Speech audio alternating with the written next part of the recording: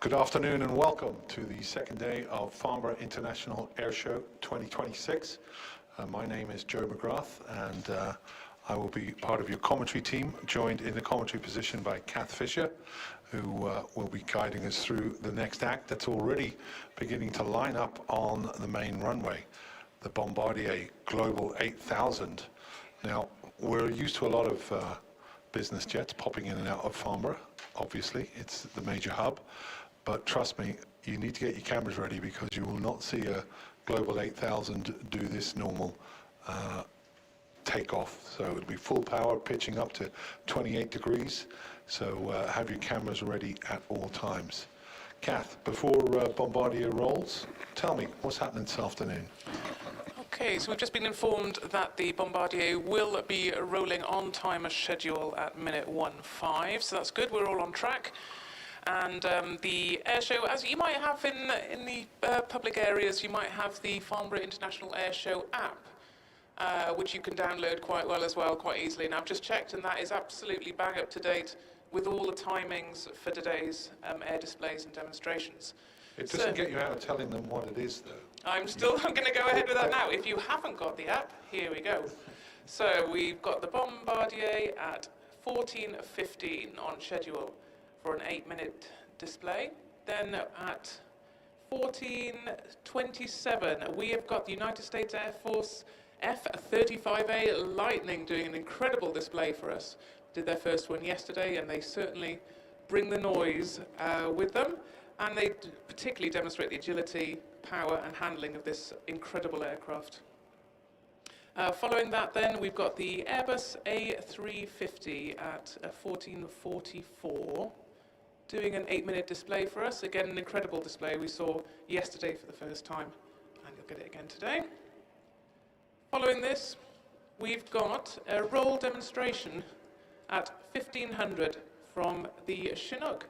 That's just a hop, skip, and a jump away over at RAF Odium, coming in to show them all your capabilities, and they'll have their own commentator then to explain exactly the ins and outs of everything they'll be demonstrating for you.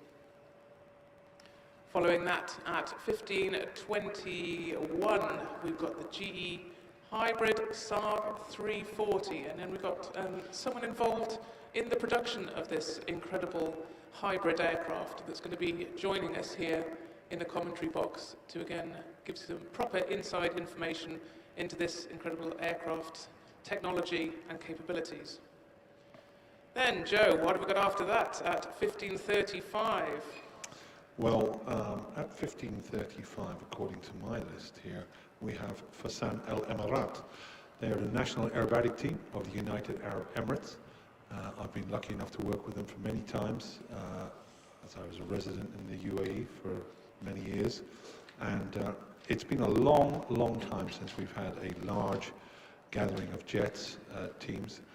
The problem is around Farnborough is the airspace. At a normal air show, we would be having what's called a traditional box, and it is in the shape of a box in the sky. But unfortunately, because of the restrictions around Farnborough, it's a very tight and complex box, and it's not in the shape of a box at all, actually. It's going off in all directions. But Fursan Al Emarat have adapted their normal routine and cherry-picked out the maneuvers that work and made it work for us here yesterday, and it was truly superb. They're fresh from their tour of America, where they were helping the Americans celebrate the 250th anniversary. You might have seen them on TV. And because of the new aircraft that they've got now, the IL-15, the Falcon, this gives them an air-to-air capability, so that means they are gone global. And we are very pleased to have them here, Fursan Al Emarat.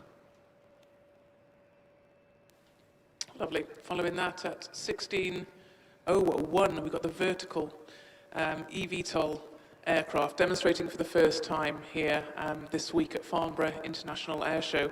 And we're very privileged again to have, I believe Charlie from the team is coming to chat to us as they do their display, to do a question and answer, to really explain how the formating this aircraft came about, what it's actually doing in flight, and all the intricacies of this aircraft's ability and its future. So following that then, the Beta CX300. And again, second display this week for this aircraft.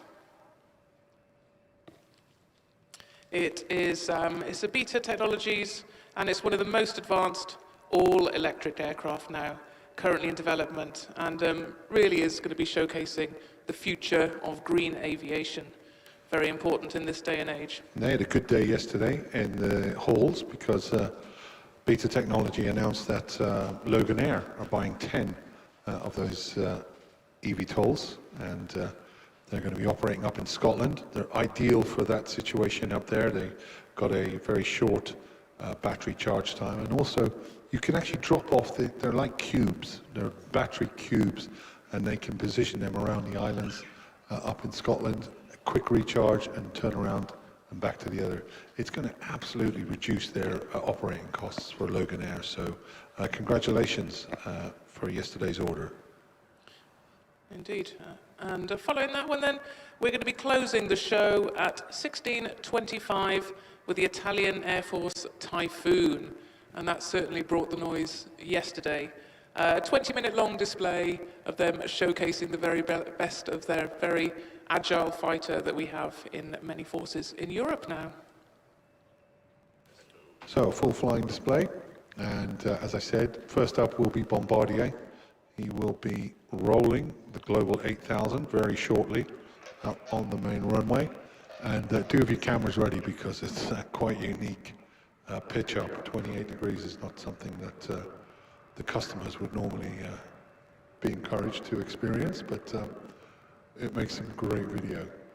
And also we'll get to see the full range of the aircraft's performance, both high speed and slow speed, throughout the remaining display. We hope you're enjoying the facilities here. The crowd size yesterday was just over 28,000 people who attended, and today is traditionally the busiest day for people in the chalets. A lot of business being done, a lot of contracts being signed, a lot of relationships being made, and with the changes in global aviation, Farnborough International Air Show is leading the way, and we're showing how we can bring businesses together. And this air show in particular is very, very historic with the eVTOLs and even the hybrid as well. We're going to be seeing the Saab take off later on, and we're going to be talking to the guys from GE Aerospace about this amazing technology where a lot of hybrid cars out there. I personally own one as well, and I find it great. It's a little engine, but because it's got that battery pack, I get amazing fuel consumption, but I've still got the power to overtake or if I need to pull out of a junction. And technically, it's the same that they're trying to do with airline-sized aircraft. Give that power boost when you need it, but then when you're in the cruise, just conserve your power and obviously your energy.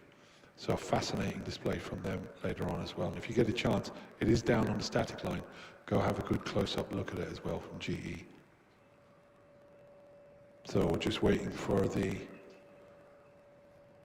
air traffic to give permission. It'll be about another 2 or 3 minutes.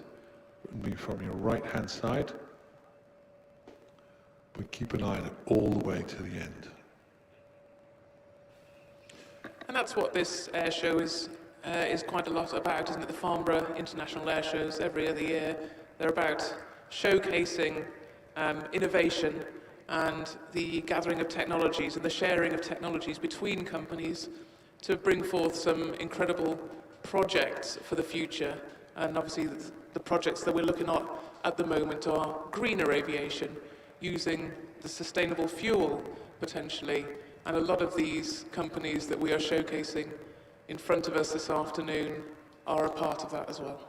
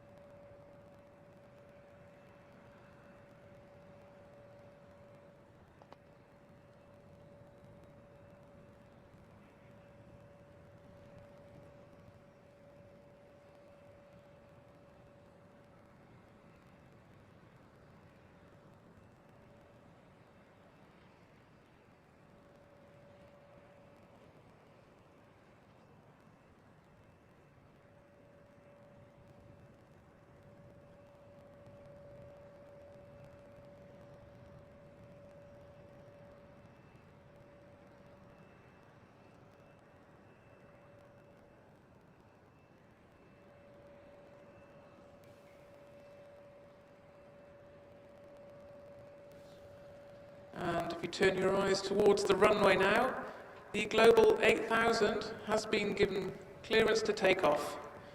Today's crew, Captain Ed Grabman, Mark Ollau, and Eric Nordberg.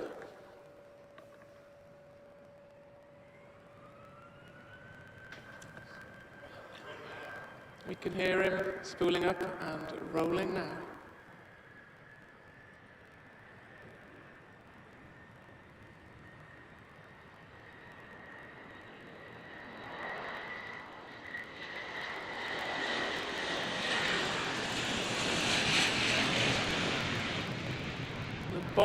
Bombardier Global 8000 aircraft is the fastest civil aircraft since the Concorde, and it's making its Farnborough International Airshow debut.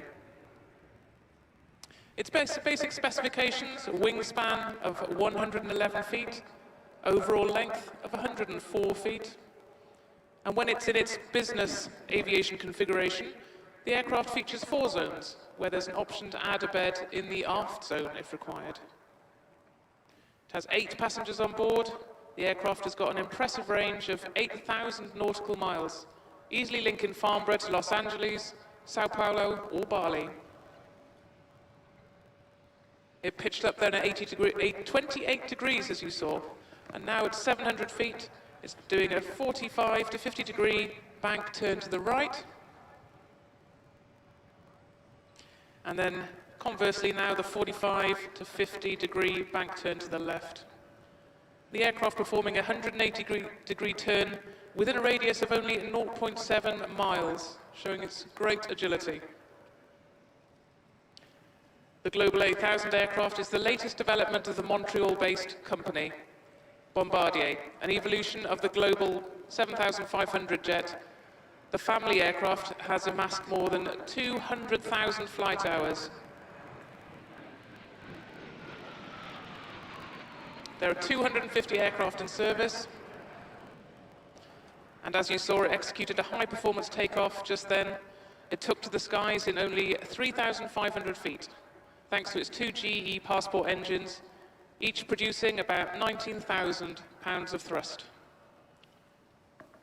And there we saw its high-speed capability, and its top speed is Mach 0.95.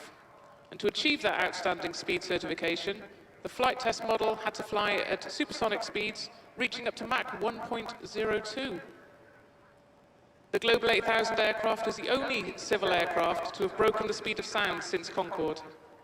That really is quite saying something.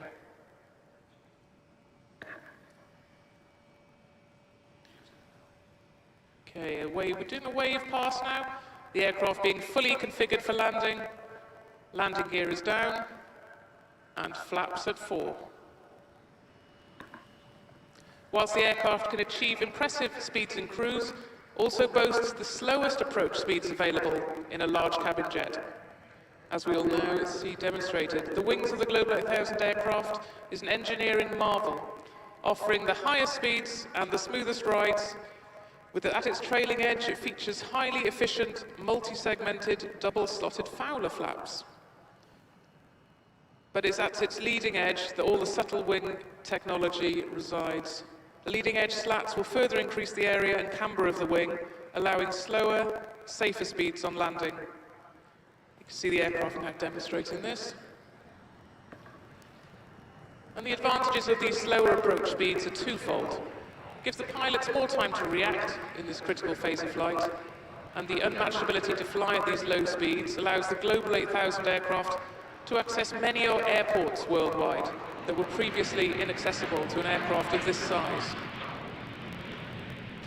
And there we just saw it at approach speed of 112 knots, a 30-degree bank turn right and left, and now at wings level, maximum climb thrust, cleaning up the landing gear retracted, and approach flaps configuration.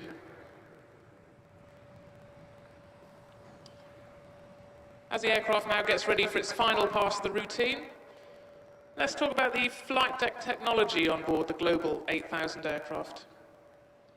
It features the most reliable fly-by-wire technology available on a business aircraft.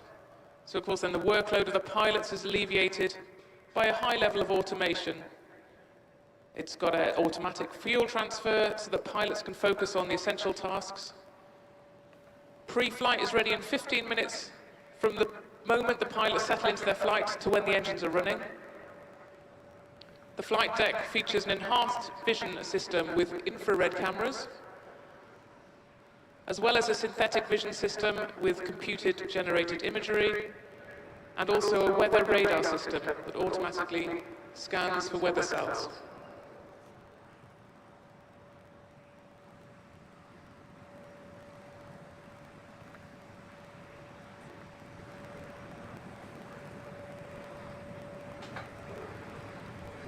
Got a left in there, 25 to 30 degrees back in, away from the crowd. And now a hard right bank, minimum radius 45 to 50 degree back turn there. And another left bank to get back to parallel with the runway. And a power pitch. So we've talked about speed and range. We've seen the Global 8000 aircraft's impressive short-field takeoff performance. Let's now look at its landing capabilities.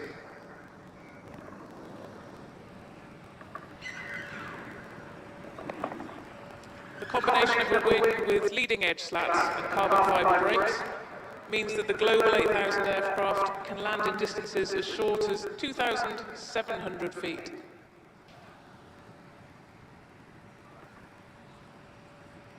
The 8000 has now been cleared to land and has geared down.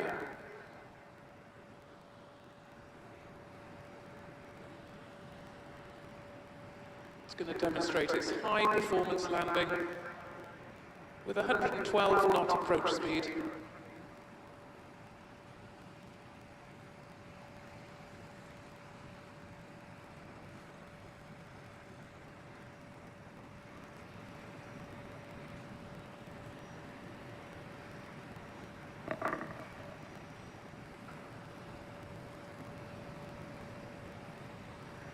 It seemed like a very slow, laid-back approach speed, especially for an aircraft of that size.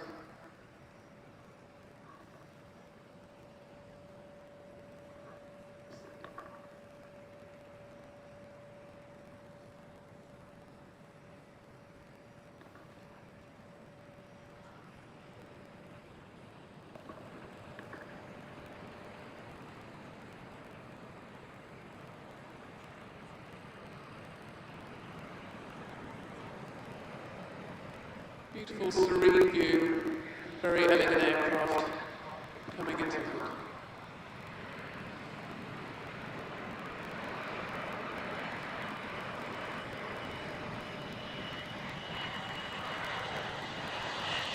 And a lovely touchdown there.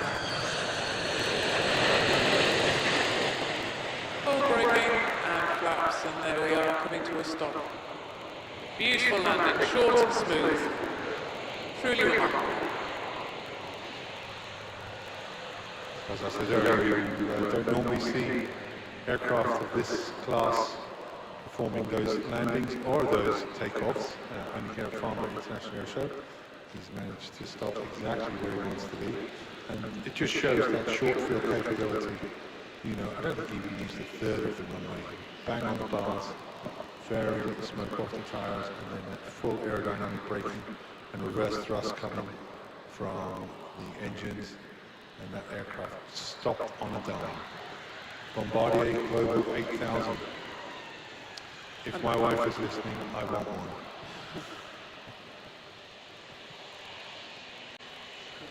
I'll be lucky to get a model.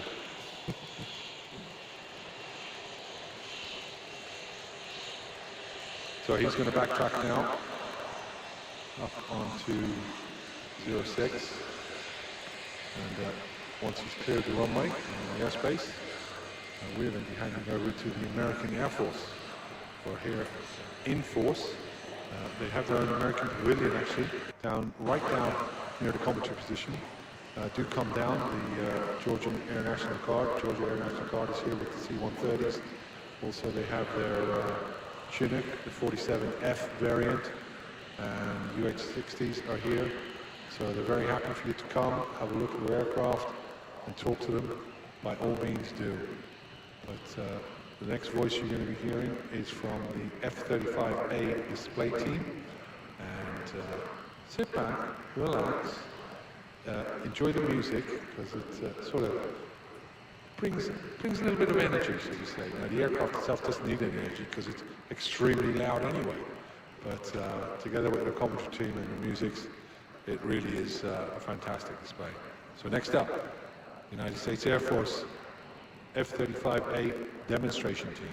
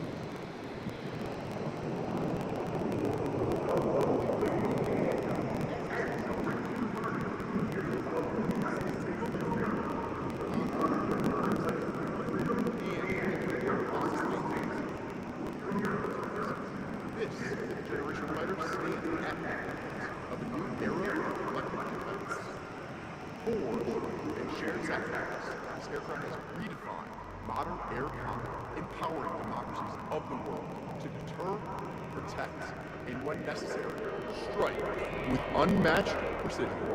I am Master Sergeant Leonard Buscemi from Detroit, Michigan, Team Superintendent and your narrator of today's performance. With me is our Team Chief, Technical Sergeant Justin Pendleton from Plattsburgh, New York. Our team hails from the 388th Fighter Wing at Hill Air Force Base, Utah, the Air Force's first F-35 combat coding wing. In just a moment, our demonstration pilot and team commander, Major Sean Rambo Lawler, will arrive on target. Every maneuver you'll see today reflects the raw power, precision, and discipline our airmen demonstrate around the world. And now, I'm presenting the new and most fifth-generation fighter aircraft in the world. Your United States Air Force.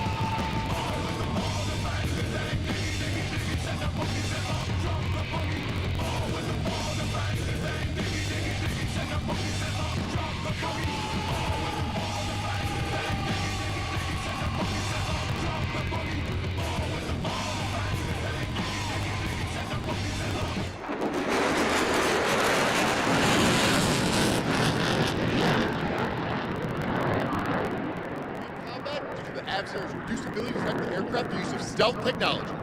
In order to remain deadly, you must maintain a clean profile by carrying your weapons internally. With an internal payload capacity of over 6,000 pounds, the F-35 is the most lethal multi-role fighter aircraft in the world today.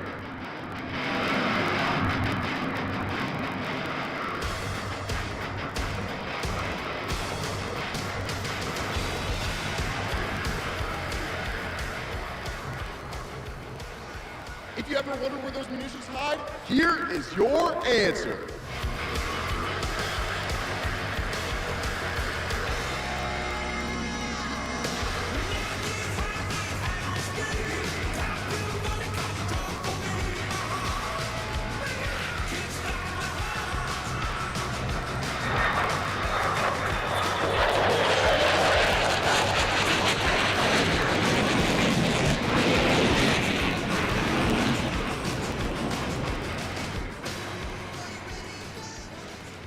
The F-35 possesses the ability to reach speeds of 1.6 times the speed of sound, which equates to nearly 1,200 miles per hour. Today, we will showcase just a fraction of the engine's power. Watch now as Major Laughlin accelerates just below the speed of sound, covering an incredible 3 football fields per second.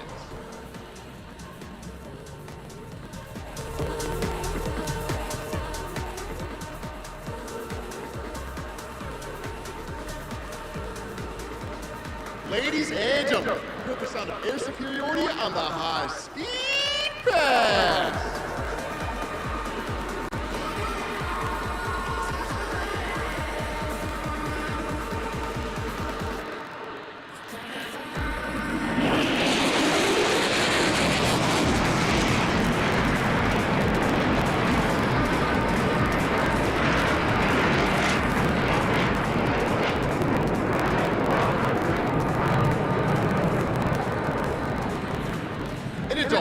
Combat maneuverability is crucial.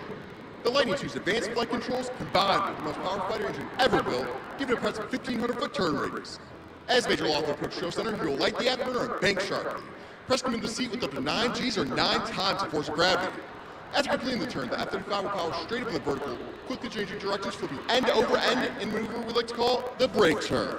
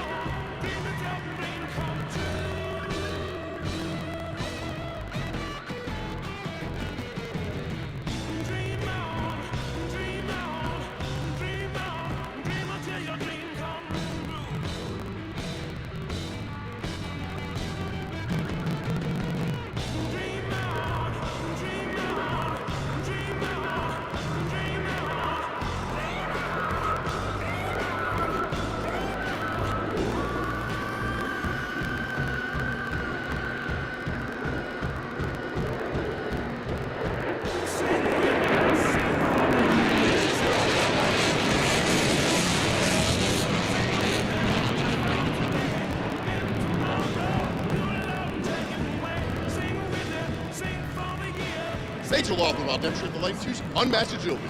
Notice as it begins his approaches in an inverted position, and he will finish the pass upside down.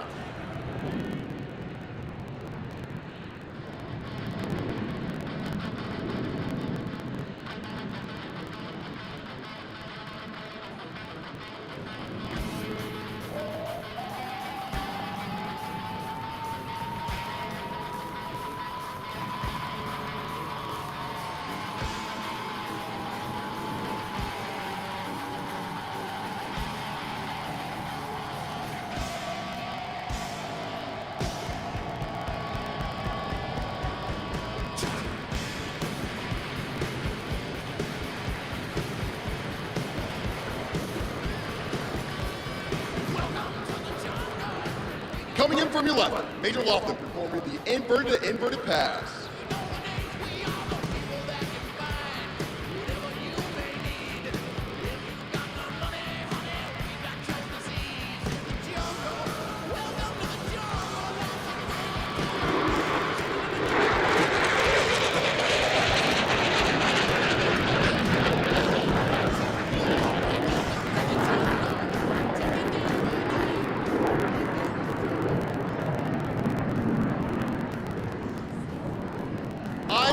cameras ready.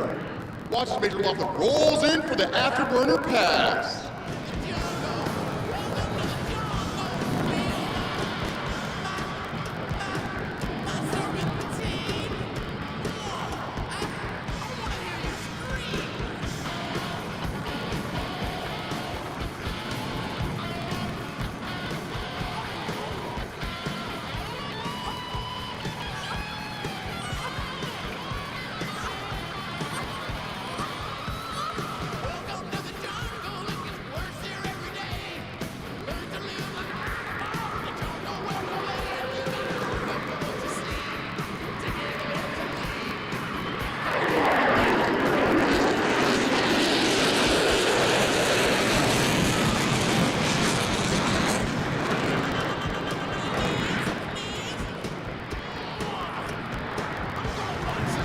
What's better than one burner pass? How about two burner passes? Coming in from your left with another burner pass.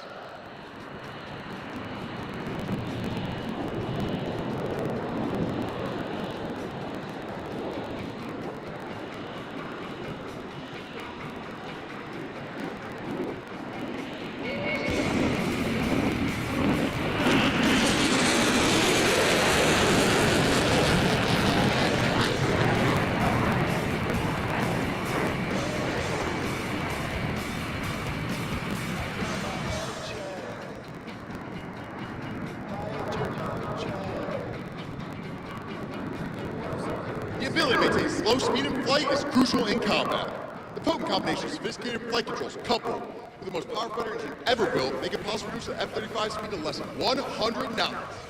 Coming in from the right, Major Laughlin demonstrated the F-35's slow speed capability. And then, just as fast as show center, you'll once again witness the raw power of the engine as he lights the afterburner and accelerates the aircraft into a near vertical climb.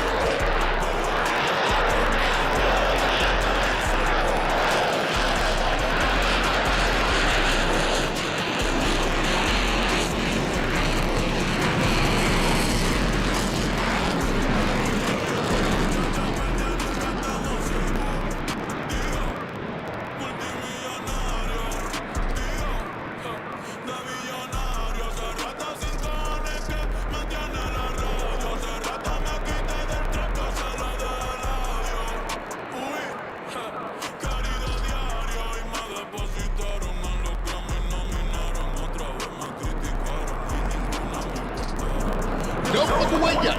As Major Laughlin reaches the peak of his climb, you go invert and reposition the aircraft by performing a split S maneuver. As he returns to show center, he will accelerate rapidly, snap the F-35 through a series of aileron rolls to demonstrate the lane two's impressive roll maneuverability.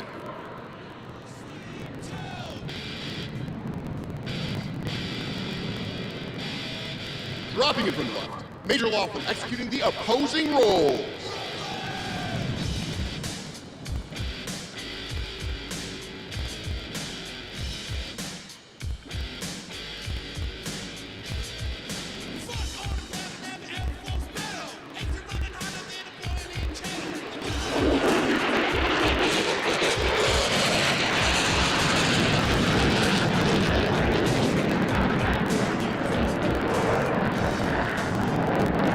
As the most technologically advanced fighter aircraft in the world, the F-35's flight controls give our pilots a distinct advantage to outmaneuver their opponents. As Major Laughlin approaches show center, he'll complete more than 135 degrees of heading change in only 3 seconds, sliding the tail of the F-35 through the turn, then powerful climbing out of the maneuver.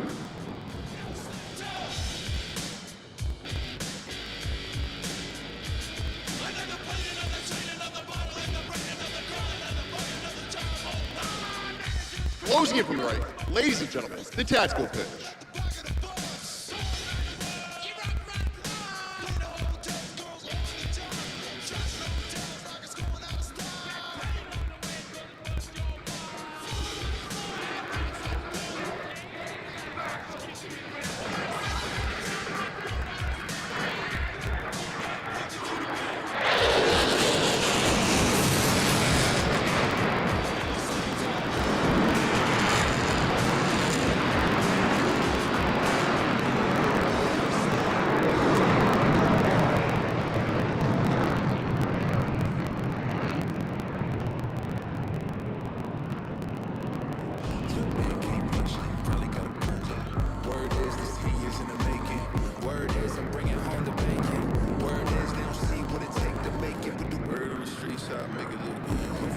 As major loft repairs land, we'd like to give a shout out to our expert maintenance team who made today's demonstration possible. Our F-35 dedicated crew chief, Staff Sergeant Jose Flores Velez from San Lorenzo, Puerto Rico. Staff Sergeant Braden Biscuit from Cedar Rapids, Iowa. Senior Airman Orrin Hamistry from Gulfport, Mississippi. And Senior Airman Kylan Warder from Plain City, Utah. Our team's public affairs representatives, Captain Emma McHenry from Naples, Florida. And Staff Sergeant Zachary Rufus from Dallas, Texas. This will conclude today's demonstration. We hope you've enjoyed just a brief display of only a fraction of the F-35's full combat capability. As an integral part of the United States Air Force, the F-35 Lightning IIs are ready to defend our nation's skies and dominate the battle space anywhere on the globe. Always ready to aim high, fly, fight, and win. On behalf of the United States Air Force, the Commander of Air Combat Command, General Adrian Spain, and all of the men and women of the United States Air Force, thank you for your attendance, your patriotism, and your support. If you enjoyed today's performance, make sure you like and follow us on Facebook and Instagram at F-35 Demo Team, and tag us in all of your social media posts at hashtag F-35 Demo Team. Thank you very much. Wow, has everyone recovered? Thank you so much to Master Sergeant Lenny Buscemi for high-octane commentary to go along with a high-octane performance. Really incredible. Well, so as I said, coming up next, the A350 Airbus 1000. This aircraft is a very important aircraft. It was originally one of the first prototypes of the A350-1000, made its first flight in this version back in November of 2016. So it's nearly 10 years old, this aircraft. That shows the development of Airbus and what they're doing. The A350-1000 is the longest fuselage version, just over 73 meters in total, and seats around 350, 400, depends on your classification, up to 3 classes, and has routes up to 8,900 nautical miles. This model features a powerful Rolls-Royce Trent XWB-97 engine, and that versus the shorter versions with the 900s, the 350-900s. So he's just rotating around. He'll be lining up in 06 very shortly. At the controls, Malcolm Ridley, who's the chief test pilot for Airbus. And once he's lined up, I'm sure he's going to light up those Rolls-Royce Trent engines. A350 commercial and in service around the world at the end of June this year. There's 1,595 total A350 family orders, and from 68 customers around the world. Deliveries at the end of June, Airbus has delivered a total of 725 A350s, which are flying on over 1,300 routes worldwide. So here comes the Rolls-Royce Trent engines, fully spooled up. Follow this aircraft, it will commence a steep climb like we had with the Bombardier earlier, up to 30 degrees pitch, so more than the actual Bombardier, and approximately 160 knots. Pitch up. Select gear up, and the aircraft cleaning itself up as it heads out.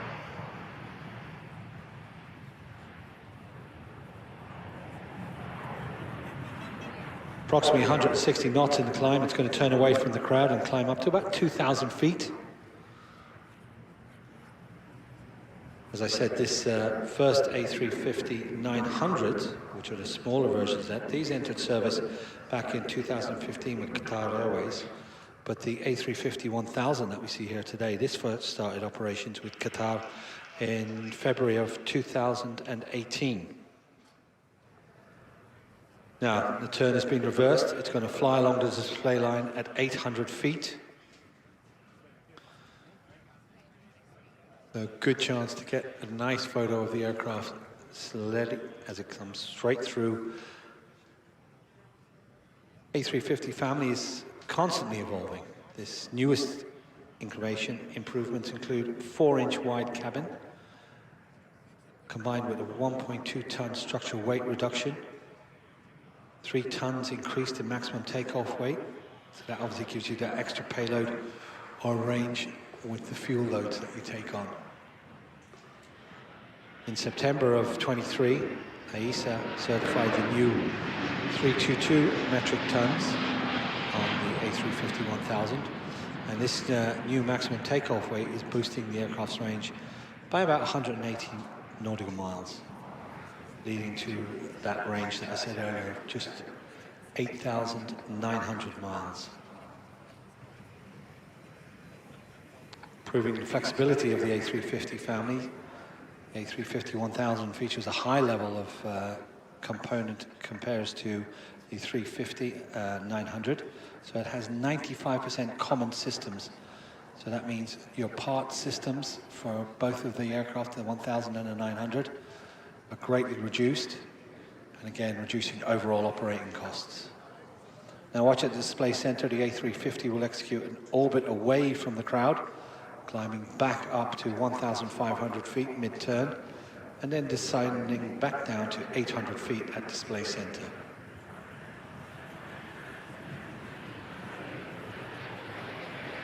The aircraft will be parked up in a static display just to the left of the commentary position. So if you want to come down later and get a close-up look of it, by all means.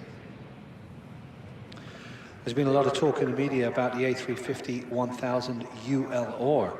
Now this is the new special variant. It was selected by Qantas for Project Sunrise, which will be specially configured to enable the world's longest commercial flights with flight times around 22 hours. So that means you can hop on the aircraft in Sydney or Melbourne, and next stop will be London or New York, non-stop for the first time. I've flown down under a few times. I like the idea of that, just having no connecting flights on the way. Flight tests are currently underway for that particular project, and that was following its first flight on the 2nd of June this year. There's also a A350 freighter variant based on the aircraft, the 1000. That'll embark on flight test programs later this year, and they're looking up to carry a payload of 111 tons. That's a lot of cargo. And they can fly up to 4,700 nautical miles with that. The aircraft is fantastic fuel reduction consumption, and the carbon emissions are up to 40% less when compared to previous generation wide-body freighter aircraft.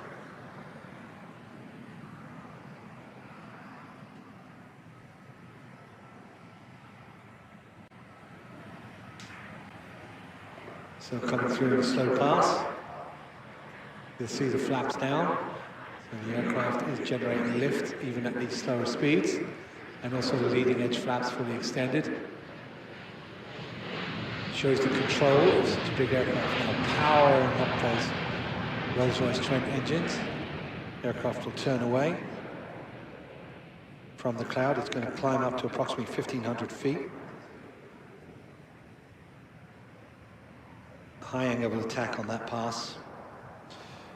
The A350, like all airliners which Airbus produces, is already certified to use a 50% blend of SAF fuel, sustainable fuel. Airbus' goal is to achieve 100% certification by 2030 for the commercial aircraft and also their helicopter fleets. Airbus has explored the use of 100% SAF already on 2 engines simultaneously on another 350 test aircraft.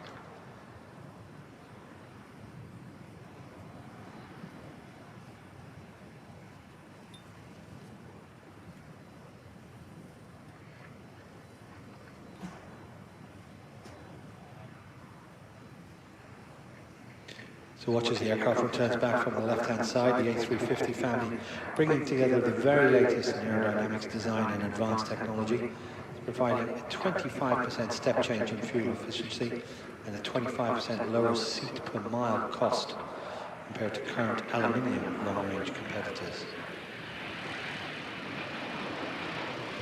The A350 provides the versatility to meet airlines' expectations, and it's setting new standards in terms of passenger comfort.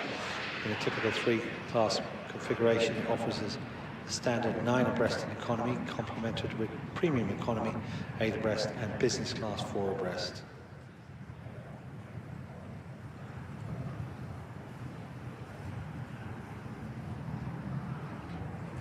So the display is going to finish off by climbing, turn away from the cloud, climbing at maximum thrust to approximately 2,000 feet. Pilot will then push over into the descent, lowering the landing gear and positioning for aircraft. for the landing. So he's downwind, 06, there you go with the push. Nose drops down about 10, 15 degrees, and he's heading south. 70% of the airframe is made of advanced materials, combining composites. 53% titanium, modern aluminiums, alloys as well. And those composite materials, of course, are corrosion and fatigue-free, resulting in easier maintenance across the lifespan of the aircraft. 2 Rolls-Royce Trent XWB engines, as I said earlier. They're generating 25% lower CO2 emissions than previous large engines in their class. And of course, with the A350 and most of the Airbus family, it has what's called a common type rating. Both products are aligned completely with that. 85% of 350 customers are also flying the A330. Greatly reduces your need for sim training, different sim training, and also when it comes to operating large fleets, it means you have commonality with your crewing. So it just makes operating from a crew point of view extremely advantageous, because if you've flown one of these, once you get into, say, a 330 or something like that, everything will be pretty familiar, and all the buttons that do things on the 350 will do the same thing on the 330. So he's lined up 06, coming back in for the final time. And as I said, if you do want to get a close-up look for this, do pop down to the static area, which is right at the end. There's a large static area for Saab Emarat are also parked up there. The Falcon 6X are down. We're coming up over the bars now at 06, Farnborough. Watch for the little puff of smoke. There we go. Safely down on the mains. And Chief Test Pilot Malcolm Ridley at the controls. Aerodynamic braking now in effect, full reverse thrust. And he's actually going to take it easy because he wants to taxi up a little bit. They could stop a lot shorter if they wanted to, but we'll have to tow the aircraft there, so he's actually positioned the aircraft exactly where he wanted, halfway down the runway. And that's the agreed place where he's going to meet a tug that will pull him off the main runway, and we can clear that for the next item on the flying display. Fantastic display by the Airbus A350-1000. Thank you for bringing this superb aircraft here. We'll be seeing the rest of it during the week. And as I said, if you want to, come down and look at it in the static, or you can pop inside to the chalets. I know that there's a large Airbus display in there. Hopefully I'll be able to get some time to go in and see it. We hope you enjoyed that online as well. And you carry on watching live streaming from Farnborough International 2026. So we're going to wait now. The Airbus will shut down. He'll stay in that position. You can see already the tug approaching it. Once he's moved that out of the way, that means the next act up is going to be Chinooks. Now, my co-commentator, Kath, tell me, you know about Chinooks. You used to work in that area. You worked down in Odeon, didn't you? What were you going to see? I did, albeit a fair few years ago. I've got some old colleagues somewhere around and about in Farnborough at the moment, I'm sure. Yeah, I worked over in Odeon in the air traffic control tower for a period of 5 years back in the early noughties. It was a great experience. I really enjoyed being an air traffic controller. And I do miss it as a career, actually. I have done some things since, but it holds a very special place in my heart, along with the mighty Chinook as well. I saw you looking at our scanner in here, and I was thinking, she wants to just push the button there and tell somebody they're clear to land. I was waiting for you to do that. I wouldn't dare anymore. I think it's kind of changed a bit since my day, unfortunately. But the mighty Chinook, one of the few helicopters that can lift and carry its own weight. I always think that's a very impressive statistic. For a big, versatile, heavy lift helicopter, certainly can lift heavy. And you'll be seeing that in its roll demonstration, which is coming up shortly. It operates in extremely diverse environments as well, from all the way from Arctic to desert. Really is quite an incredible aircraft. Currently based at RAF Odium and RAF Benson, both of which are within a stone's throw of here. And luckily we've got a commentator who is a current pilot on the aircraft itself now, which is fantastic, so we'll get some proper inside information. So I'm going to hand you over to Flight Lieutenant Sean Ahern. Welcome. Thank you very much, and good afternoon, Farnborough, and for all those watching on the live stream. I hope you're ready for a rip-roaring, blade-slapping good time with the 2026 RAF Chinook roll demonstration. My name's Flight Lieutenant Sean Ahern, the Chinook roll demo supervisor for this year, and I'll be your host as we celebrate this capable, battle-proven aircraft, which this year celebrates 45 years of continuous service with the Royal Air Force. This year's roll demonstration highlights not only the surprising agility of the Chinook platform, but also its indispensable capability in extreme conditions. From air assault, casualty evacuation and rapid artillery raids, to humanitarian assistance, aerial firefighting, aid to civil authorities, or as a crucial lifeline to evacuate British civilians trapped in war zones around the world. The RAF Chinook remains capable, trusted, and ready.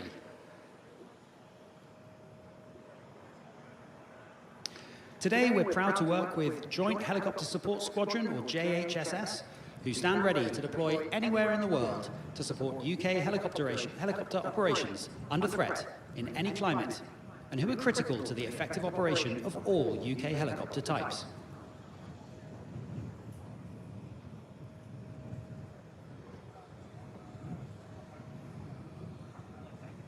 With war in Europe a reality once again, Chinook Force is working hard to ensure it is ready to support NATO in the defence of alliance territory.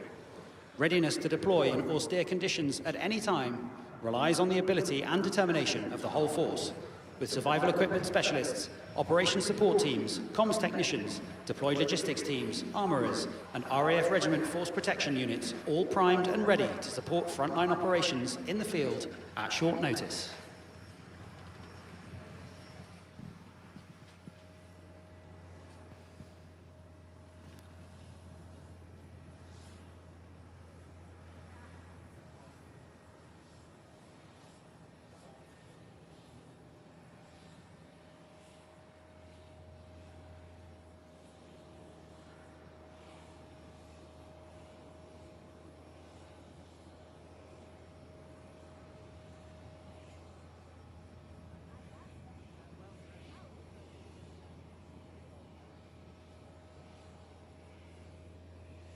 While it's rightly famed for its achievements in hot and dusty theatres like Iraq, Afghanistan and West Africa, the Chinook Force is also trained and ready for operations in Europe, the Arctic High North, and from the decks of Royal Navy and Fleet Auxiliary ships, while No. 7 Squadron is ready to deploy at a moment's notice to support UK Special Forces with bespoke lift capabilities such as free air dispatch and fast roping.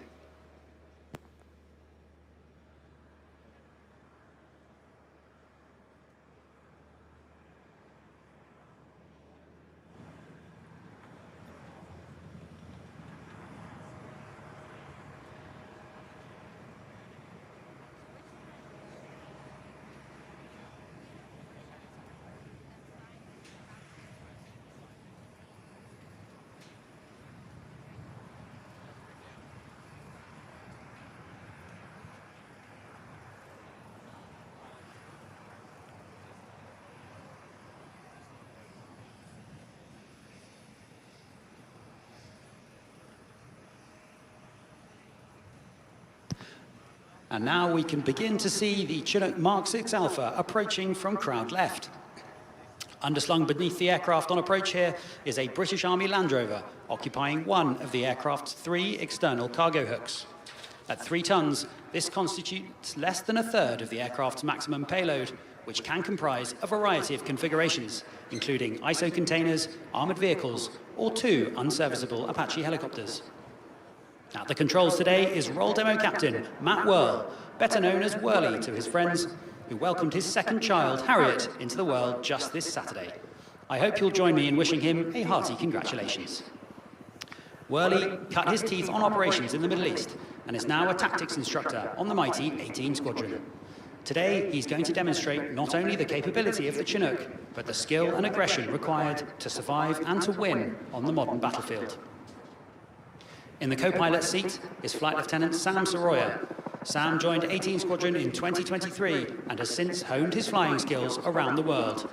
In the Southern California desert, the plains of Eastern Europe, and aerial firefighting on the island of Cyprus. Sam is a full mission-qualified Chinook captain, but will need to marshal all his skill and precision to assist Worley as they take the aircraft to its limits today. Carrying of underslung loads is a crucial core function of Chinook ops, redistributing vital equipment along the front lines, resupplying remote or inaccessible base areas, and recovering broken down vehicles and aircraft. Taking command of the aircraft's positioning as they approach the landing site is Sergeant Liam Mannion. Liam joined the RAF in 2019 and arrived on 18 Squadron last year. Liam has already qualified to fly the Chinook from the harsh heat of the desert to the unforgiving cold of the Arctic Circle, with further experience flying search and rescue in Wales. The crew must balance speed with smooth handling to get the guns safely and accurately into position. Operating the Chinook efficiently requires all 4 members of the crew to work together seamlessly as the rear crew marshal the aircraft precisely and efficiently into position over the intercom. This process requires trust, skill, and years of experience to perfect, as well as the ability to count backwards from 10, a high-function skill for a Chinook crewman. With the external loads gone, the crew will land on to disembark the JHSS support team. On top of its impressive external loading capability, the Chinook's tandem rotor design gives it a large internal loading area. The Chinook's cabin can carry side-by-side buggies, Land Rovers, or even rigid inflatable boats. But when speed is paramount, smaller vehicles like quad bikes, motorcycles, or even e-bikes can be off the ramp and on task in mere seconds.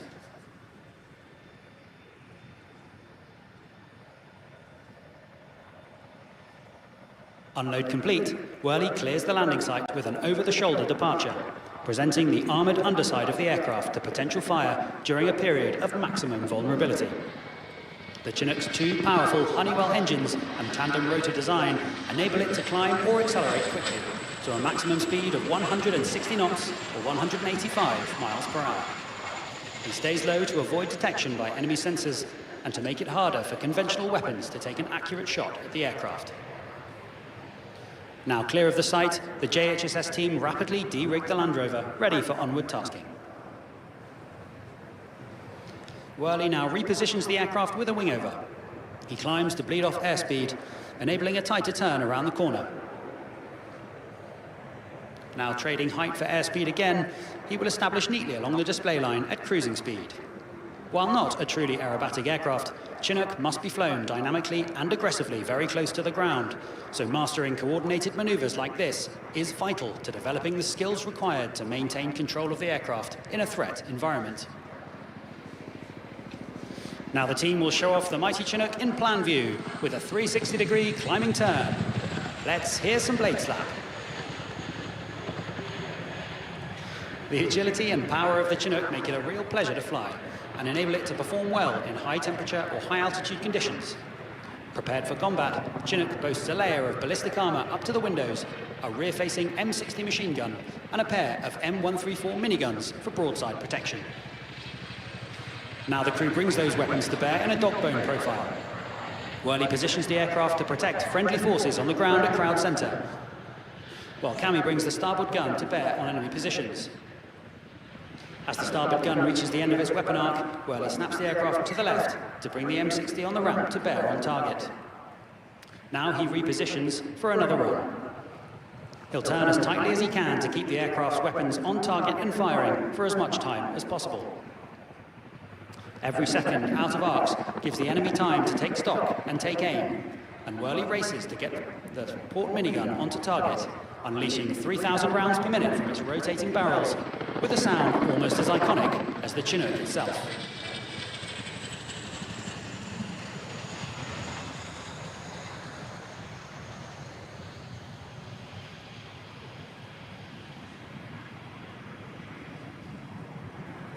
Now the crew will reposition and approach for a nose-down quick stop.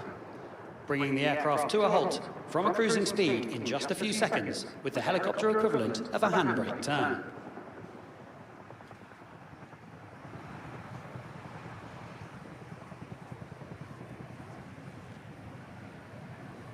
Whirly will enter at 140 miles per hour, then pull back on the stick to commence the deceleration before flicking the aircraft around the nose, presenting the flat side of the fuselage to the airflow and slowing the aircraft much more quickly.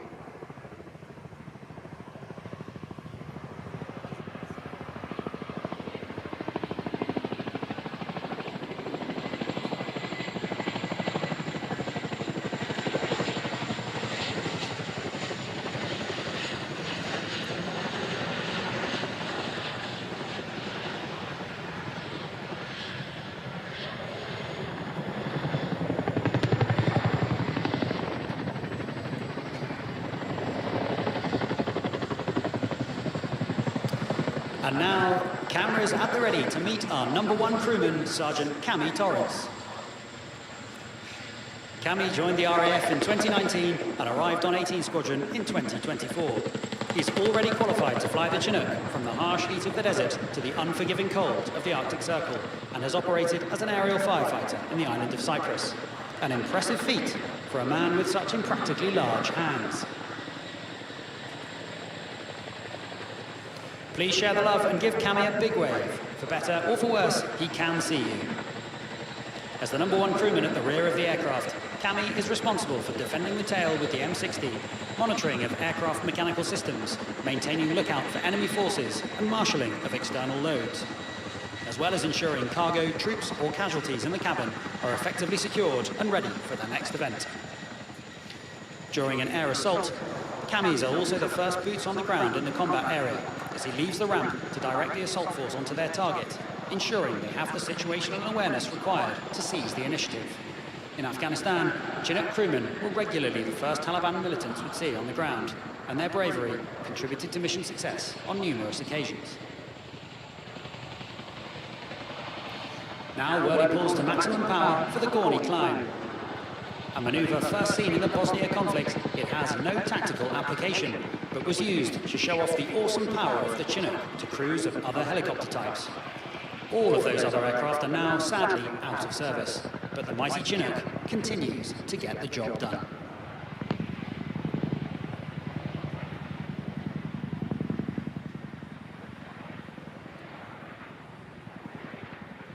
Having climbed safely, if flamboyantly, out of the range of small arms fire, Whirly will bring the aircraft back down to crowd centre with a tactical descent. In low-tech threat environments, aircraft are safest either at high altitudes or down very low to the ground where they're harder to see or to shoot at. Transitioning from high to low is a moment of maximum danger and must be flown as quickly as possible without overstressing the rotor system. Whirly manoeuvres the aircraft in the descent to make himself a more difficult target. For real, this would involve numerous changes of direction at high angles of bank and can be a handful to control in hot or high conditions.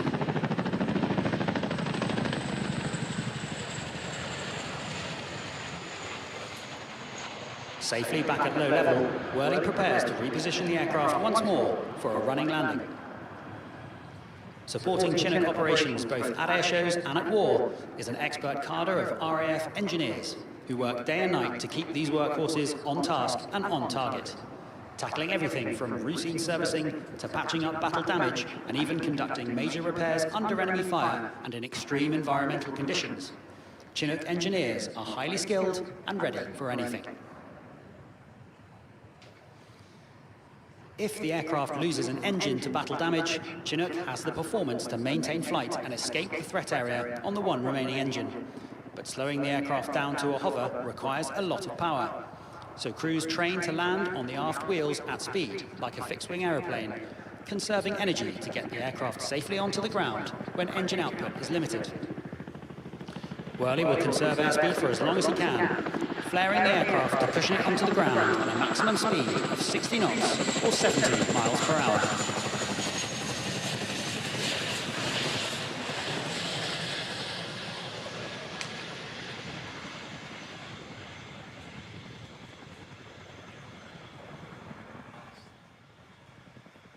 Safely on the runway, Whirly uses the unique aerodynamic qualities of the Chinook to balance it on its aft wheels.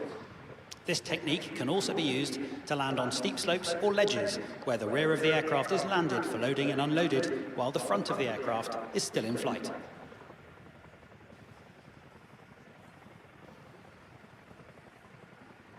And now for another Chinook party trick, the reverse taxi and takeoff.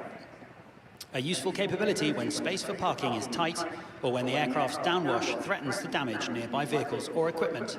But mostly, we like to do it because we can.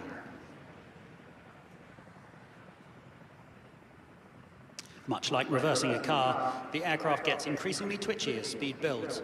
So smooth, calm handling is required to do this safely and efficiently.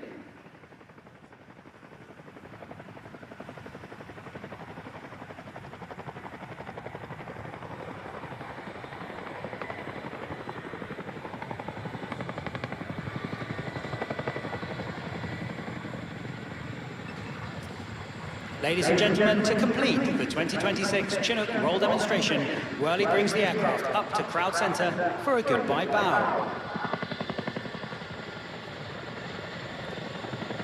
He's been absolutely thrilled to show off the aircraft for you today, as have all of us from the Chinook Force and JHSS. Now he prepares to transition over the shoulder to depart and to finish the sequence, heading the 5 short miles back to our home at RAF Odium.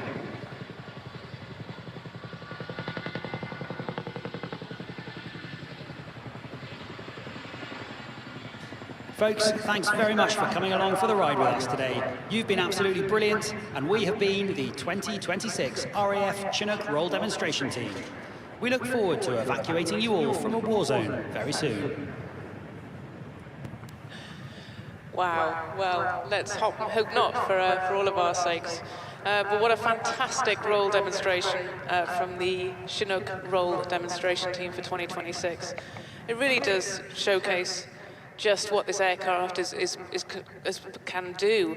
The maneuvers that you see, you just would not expect from this size of aircraft, this heavy lift aircraft, really quite incredible, and is, of course, the workhorse of the battlefield.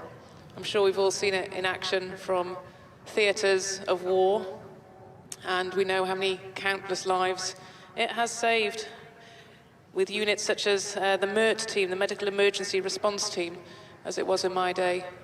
Just incredible, incredible work that they do in very austere, very difficult conditions, saving lives. So again, thank you, a wonderful roll demonstration. Thank you to Sean and his team, and safe home. Coming up next then, we've got a small break now for a few minutes until my colleague Joe will be coming back to you for a chat on the GE Aerospace Hybrid Electric Flight Demonstrator. Yeah, this unique aircraft, well, the aircraft in itself is not particularly unique. It's what we'd call a regional airliner. It's a Saab 340. It's a bulletproof aircraft, much loved by the pilots that operate them and the operators as well.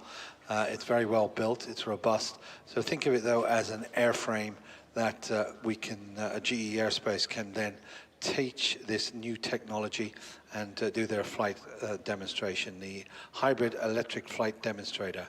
I'm a huge fan of hybrid cars. I have a hybrid car, and the best thing I love is you get to the top of a hill, right, and then you can just see the electricity pouring into your aircraft, and you're not, the little EV light comes up on my dash, and I go, this is free, this is all free, I'm traveling, and I'm building up power, for I know that when I get to the end of the road, and I've got to pull out of a junction, or maybe I might have to overtake, I've got that power on demand, and I'm still pulling in about 56 miles an hour. It's a big old Hyundai, so it's great that this technology is now transitioning. So thankfully, they've actually sent 2 people that know what they're talking about with regard to this aircraft. Rich Bryce, we've been talking a couple of days for the last time, and you've brought along a friend of yours as well, Christine Andrews. And tell me a little bit about your role in this project and at GE. Up. There you go, mic's on now. Thanks, Joe. Yeah, I'll turn you into a commentator, yeah. Number 1 rule of commentator, turn the mic on, okay? We're so excited to be here for GE Aerospace's Hybrid Electric flight demonstrator as the plane is getting ready to take off at runway 06. I'm here with Christine Andrews, the hybrid electric lead from GE Aerospace. Christine, it's great to have you here as well. I'm so excited to be here and to be able to give a little bit of history, background, and talk about the hybrid modes while the plane is in operation. So have you guys been to Farnborough before, or is this your first Farnborough? This is my very first Farnborough, and I feel incredibly proud to be unveiling a world first with this hybrid demonstrator, with all the work that we've done, not just flying it at 30,000 feet, debuting it at Farnborough, but also ferrying the aircraft over the ocean in order to get here on such a historic route. What route did you take on that? Did you go up over Iceland and Greenland? Yes, we did. Yeah, we stopped in Goose Bay, Canada. Then we went to Nook, Greenland. Did you get some of those, you know, the Goose Bay, overalls? The down jackets. Down jackets, yes, that's the word. yes. Believe it or not, it was their record high day in terms of temperature the day that we were there. So there was a lot of celebration from the locals that it was so warm that day. Well, that's some route, that is. Now, how long are you going to be in Farnborough, and then after Farnborough, what's the plan for the aircraft? Our plan for the aircraft is to finish this week strong, looking forward, you know, through the rest of the week and bringing this to the general public on Friday. Then we're going to return back to our UK home base in Bournemouth, where we get ready to make the ferry trip home following the same route. We'll be making a stop in Wick, Scotland, over to Reykjavik, to Nook, back to Goose Bay, and then down to upstate New York and Plattsburgh, New York. You'll have to give me some tips. I do some flying with the B-25 over in America, and we're thinking about bringing the aircraft over next year. And we're looking at everybody that flies that route. I want to pick their brains to see if we can get the aircraft over. But let's move forward with the aircraft itself. As I said, it's a Saab 340, which is a very solid aircraft to do. Tell me about the engines that are on it, because obviously you've got... From visionary to innovator, Acron Aviation is at the forefront of modern commercial aviation. For more than 60 years, we've been at the cutting edge of commercial aviation, delivering solutions, services, and systems that create safer skies. By nurturing collaborative partnerships, we develop cutting-edge avionics that help you enhance safety, efficiency, and situational awareness. Acron Aviation, innovating to create safer skies.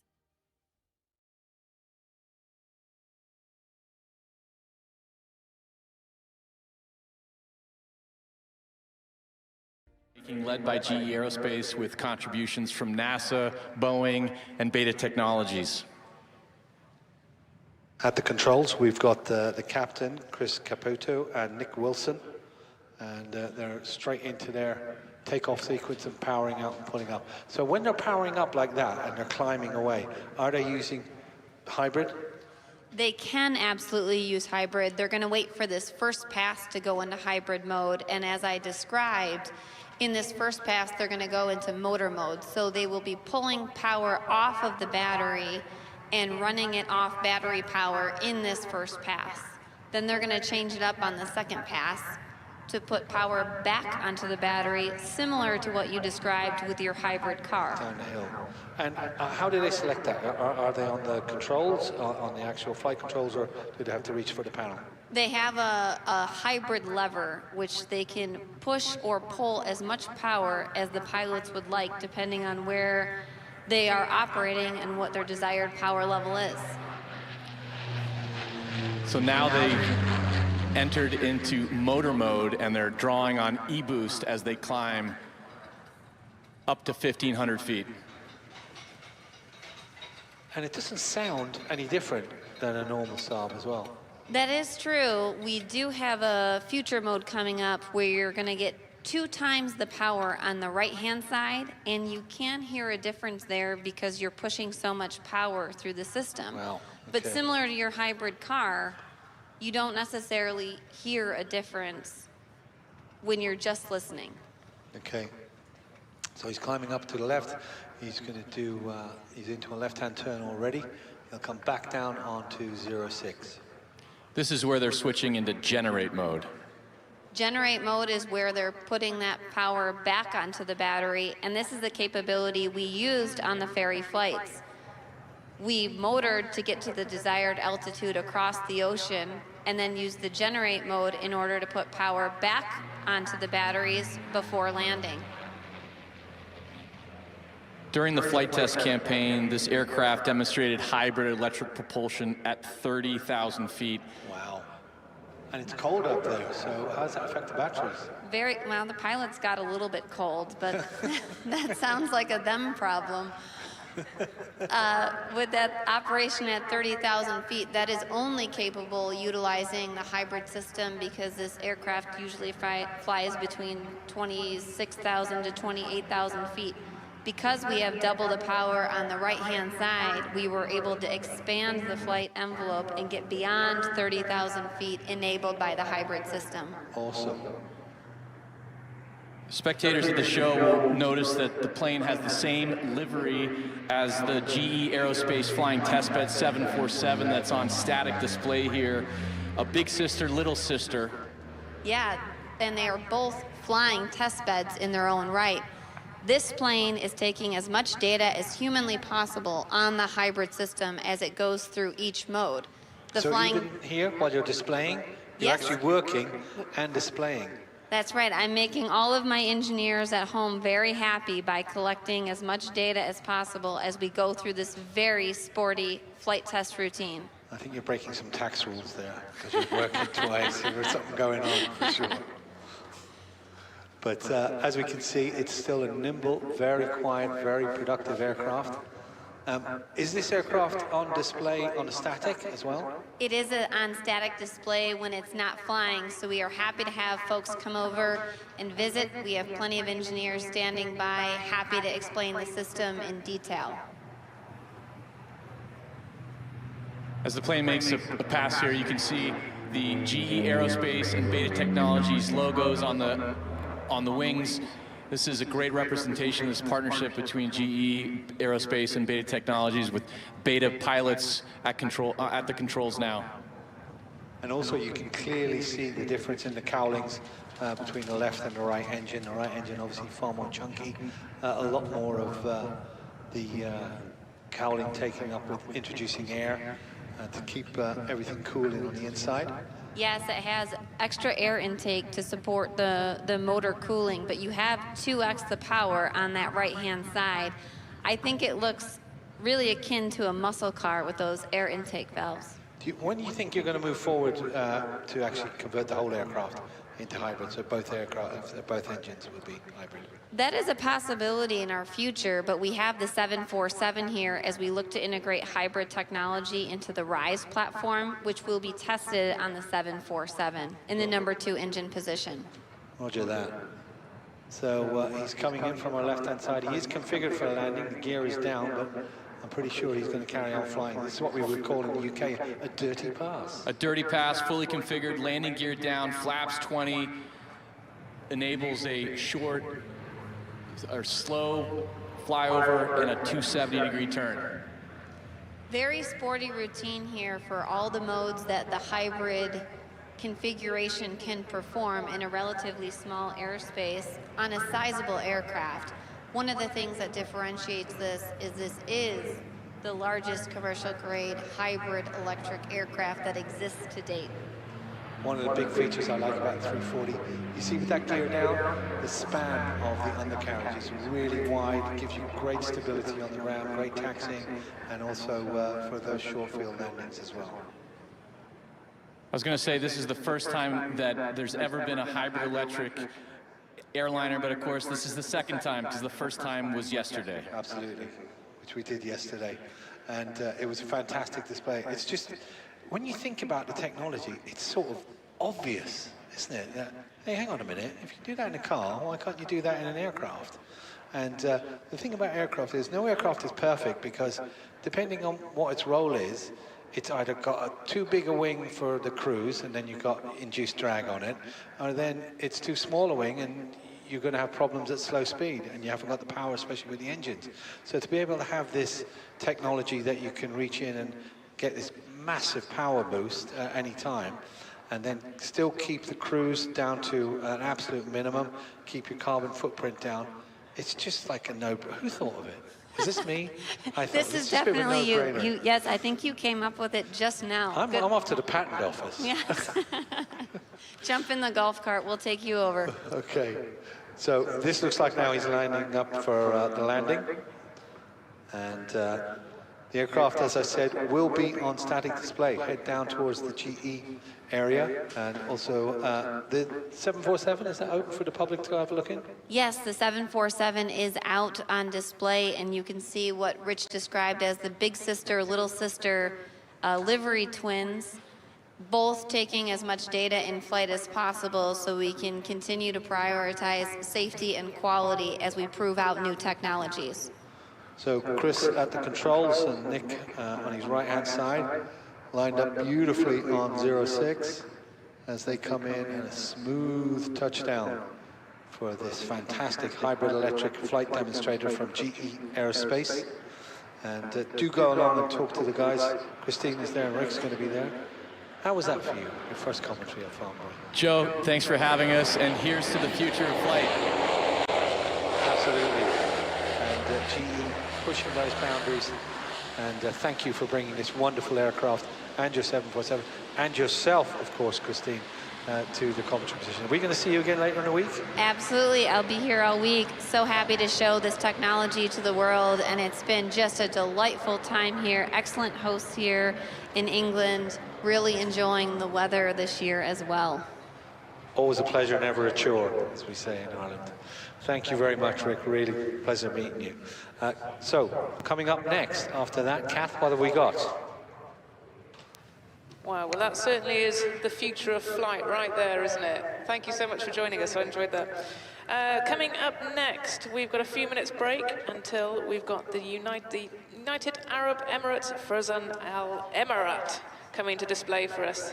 Again, they displayed yesterday, but this is the first time a fast jet team has carried out a display at Farnborough in the last 10 years this week. So we're very privileged to have them, and what a team they are. I'm just looking out to my window to the left, and I can see all the anti-col lights on the display team there. So they are getting up, getting ready, performing all their tests, ready for their display in a few minutes.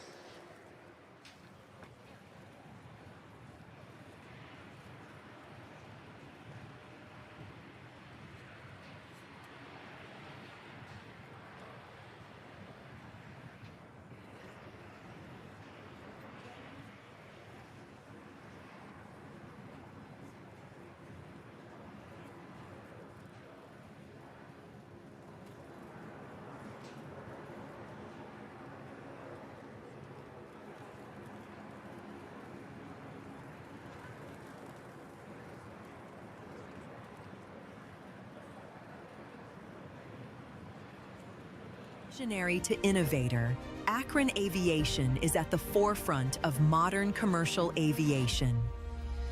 For more than 60 years, we've been at the cutting edge of commercial aviation, delivering solutions, services, and systems that create safer skies. By nurturing collaborative partnerships, we develop cutting-edge avionics that help you enhance safety, efficiency, and situational awareness. Acron Aviation, innovating to create safer skies.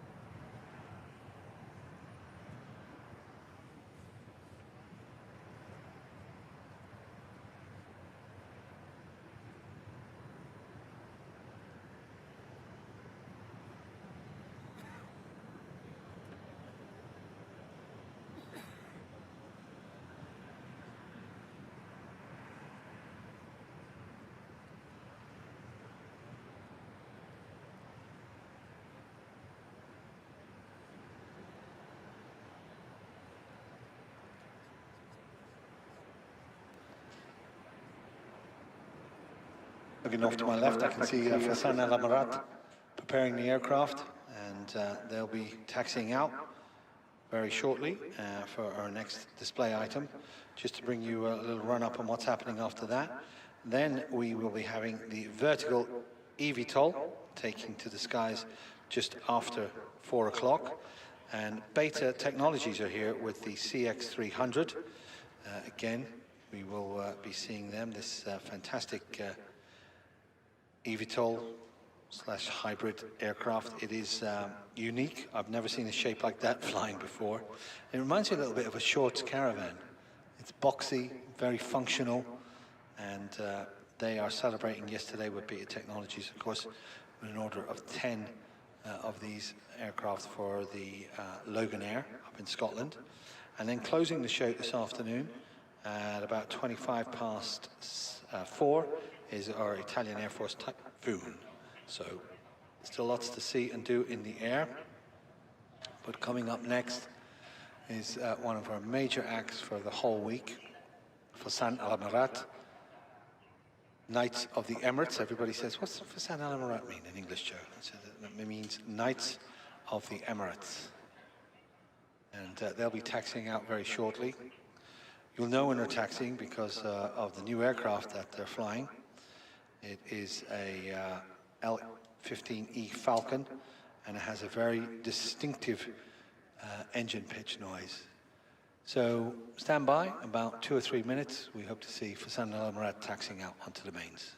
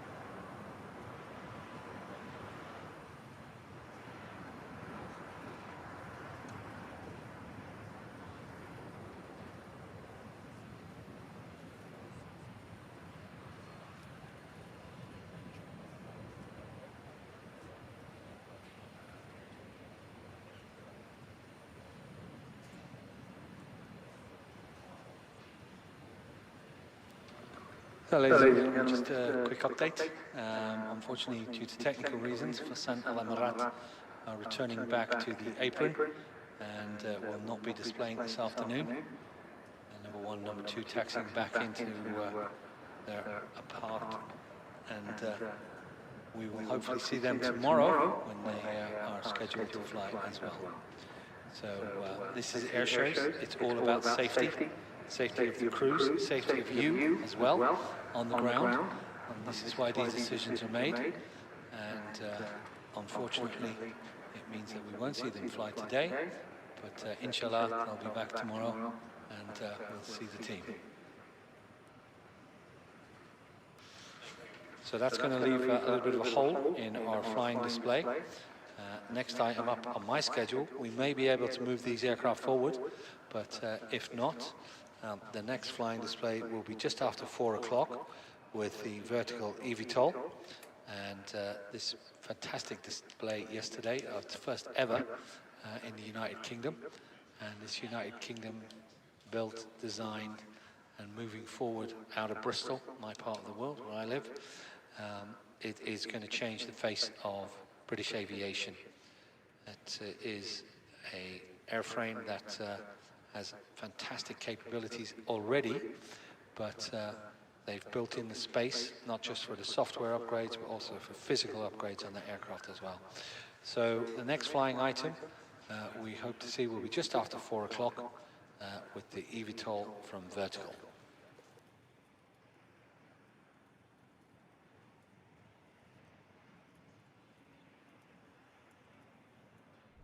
From visionary to innovator, Acron Aviation is at the forefront of modern commercial aviation. For more than 60 years, we've been at the cutting edge of commercial aviation, delivering solutions, services, and systems that create safer skies.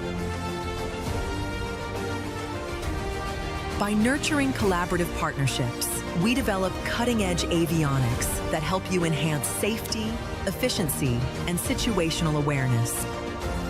Acron Aviation, innovating to create safer skies.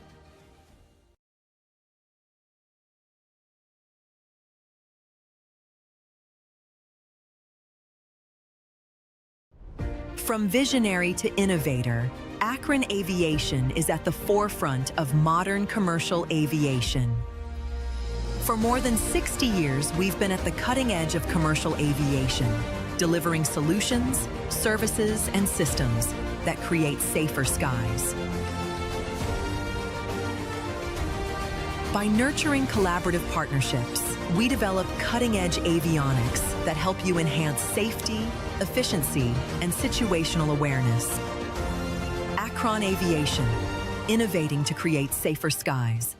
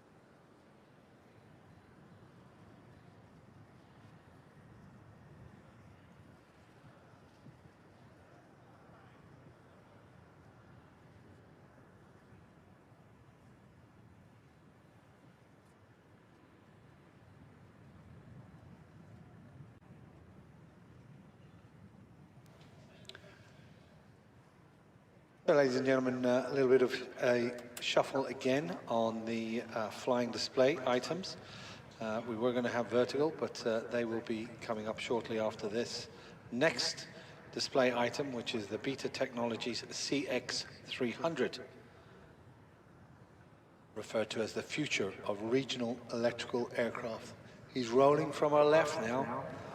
Watch this extraordinary aircraft. It's not an aircraft, it's a CTOL, which is a conventional takeoff and landing aircraft that can operate from existing airports while producing zero in-flight emissions. That unique shape, it's a very functional shape, isn't it?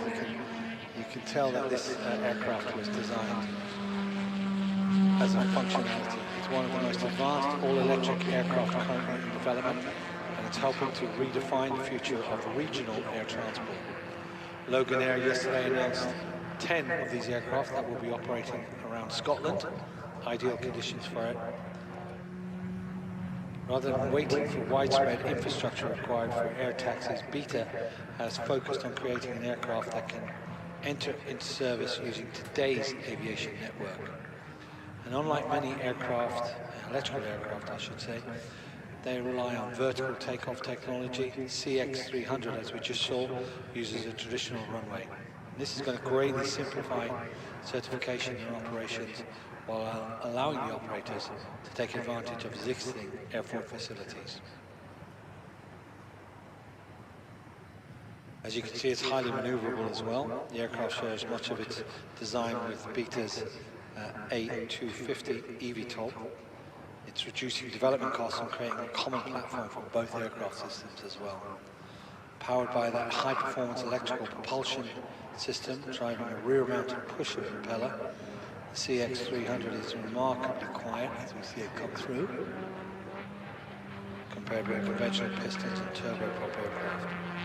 Aircraft can typically cruise around 105 knots, maximum speed of about 135, and has demonstrated a range of 336 nautical miles on one single charge.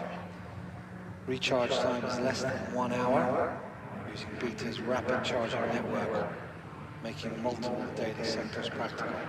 So they can actually drop off, it's like a big cube, and it's a recharge station at other airfields. Aircraft taxis out, plugs in, within an hour, it's fully charged.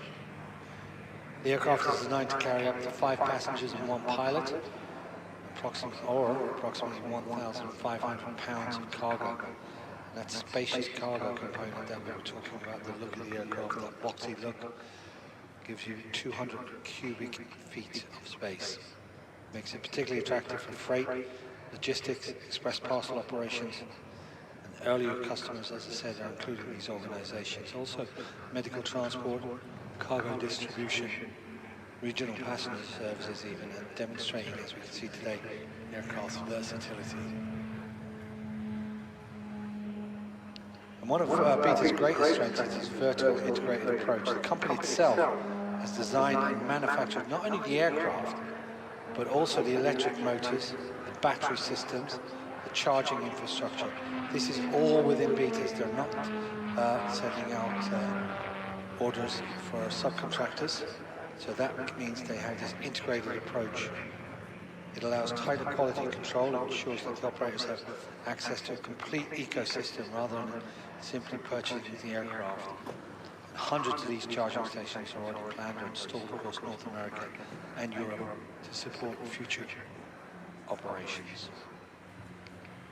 Certification, as in this type, the CTOL and the eVTOLs as well, is progressing steadily with the US Federal Aviation Administration, and Beta has accumulated thousands of miles of real-world flight testing across North America, and we're pleased to have it here demonstrating its major achievements in the United Kingdom.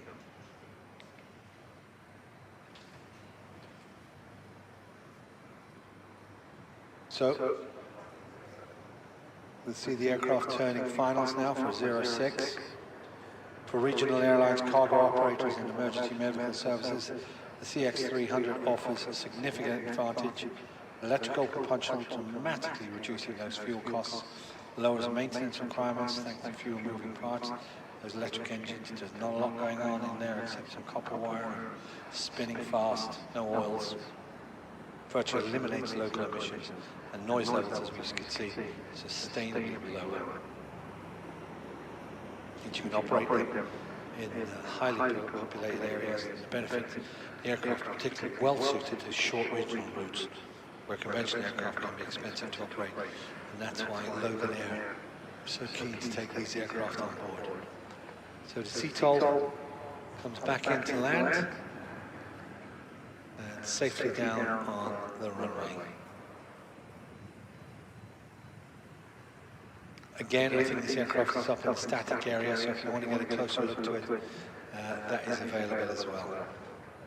So thank you to everybody from Beta Technologies and the CX300.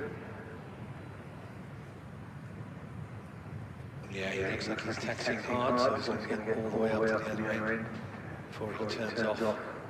And they've even put the Logan Air on the aircraft already. That's the, I like the tartan blade on the back, it's a nice little touch. Makes sense now. So as he taxis back to his parking, I'm going to hand back to Kat and Charlie, and they're going to take you through the next item. We're just waiting for him to come online, the eVTOL from Vertical.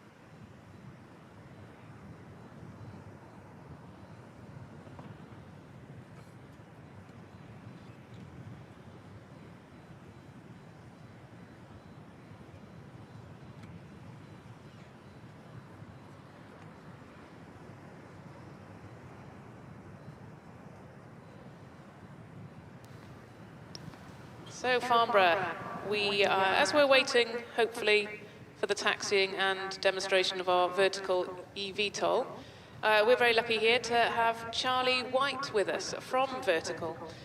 His official title is the Senior Cockpit and Cabin Systems Manager, but that's all a bit of a mouthful. He likes to call himself the Lead Cockpit Designer. So, Charlie, thank you for coming to join us again today. Well, it's an absolute pleasure to be here once again at Farnborough Air Show. Absolutely, thank you. And you were with us yesterday also. So the Vertical VA1X prototype. Tell us more about the aircraft then. Give us the basics. So the VA1X aircraft is an eVTOL aircraft. Lots of acronyms there. But ultimately it's an electric, so purely electric aircraft is what you're going to see today. But it's also vertical takeoff and landing. It's going to come out when to our left over there. And we're going to see an aircraft that looks quite different to an aircraft that many people have ever seen before. It's going to have 8 motors, and they're going to be mostly pointing up for what people can see. But the front 4 motors can tilt forwards, and that allows it to accelerate and push the lift from the motors onto the wing, and allows it to fly to a destination, and then do the opposite and land without a runway, which is very, very beneficial. Wow, so not sort of different to the previous aircraft, because that can use conventional runways as we've had. So this is potentially a land anywhere type aircraft with this vertical lift and landing. It's really trying to access places that previously you couldn't access with aviation in a way that is much more cheaper, much lower noise signature compared to something like a helicopter, and most importantly, an extremely safe platform as well. And that's what we're trying to build at Vertical Aerospace. Yeah, that's aviation's #1 always is safety. So what sort of sectors are you looking at that you'd be very useful, this aircraft would be very useful for? So in the short term, we're looking at connecting to basically extend the first class passenger experience. So if you're flying into JFK and you need to get out to Manhattan, instead of taking an hour and a half on a train or on waiting in traffic, we're looking to fly people directly into the city or back to the airport, which is something that at the moment is very difficult for all of us to be able to afford, and it is with noise regulations and whatnot.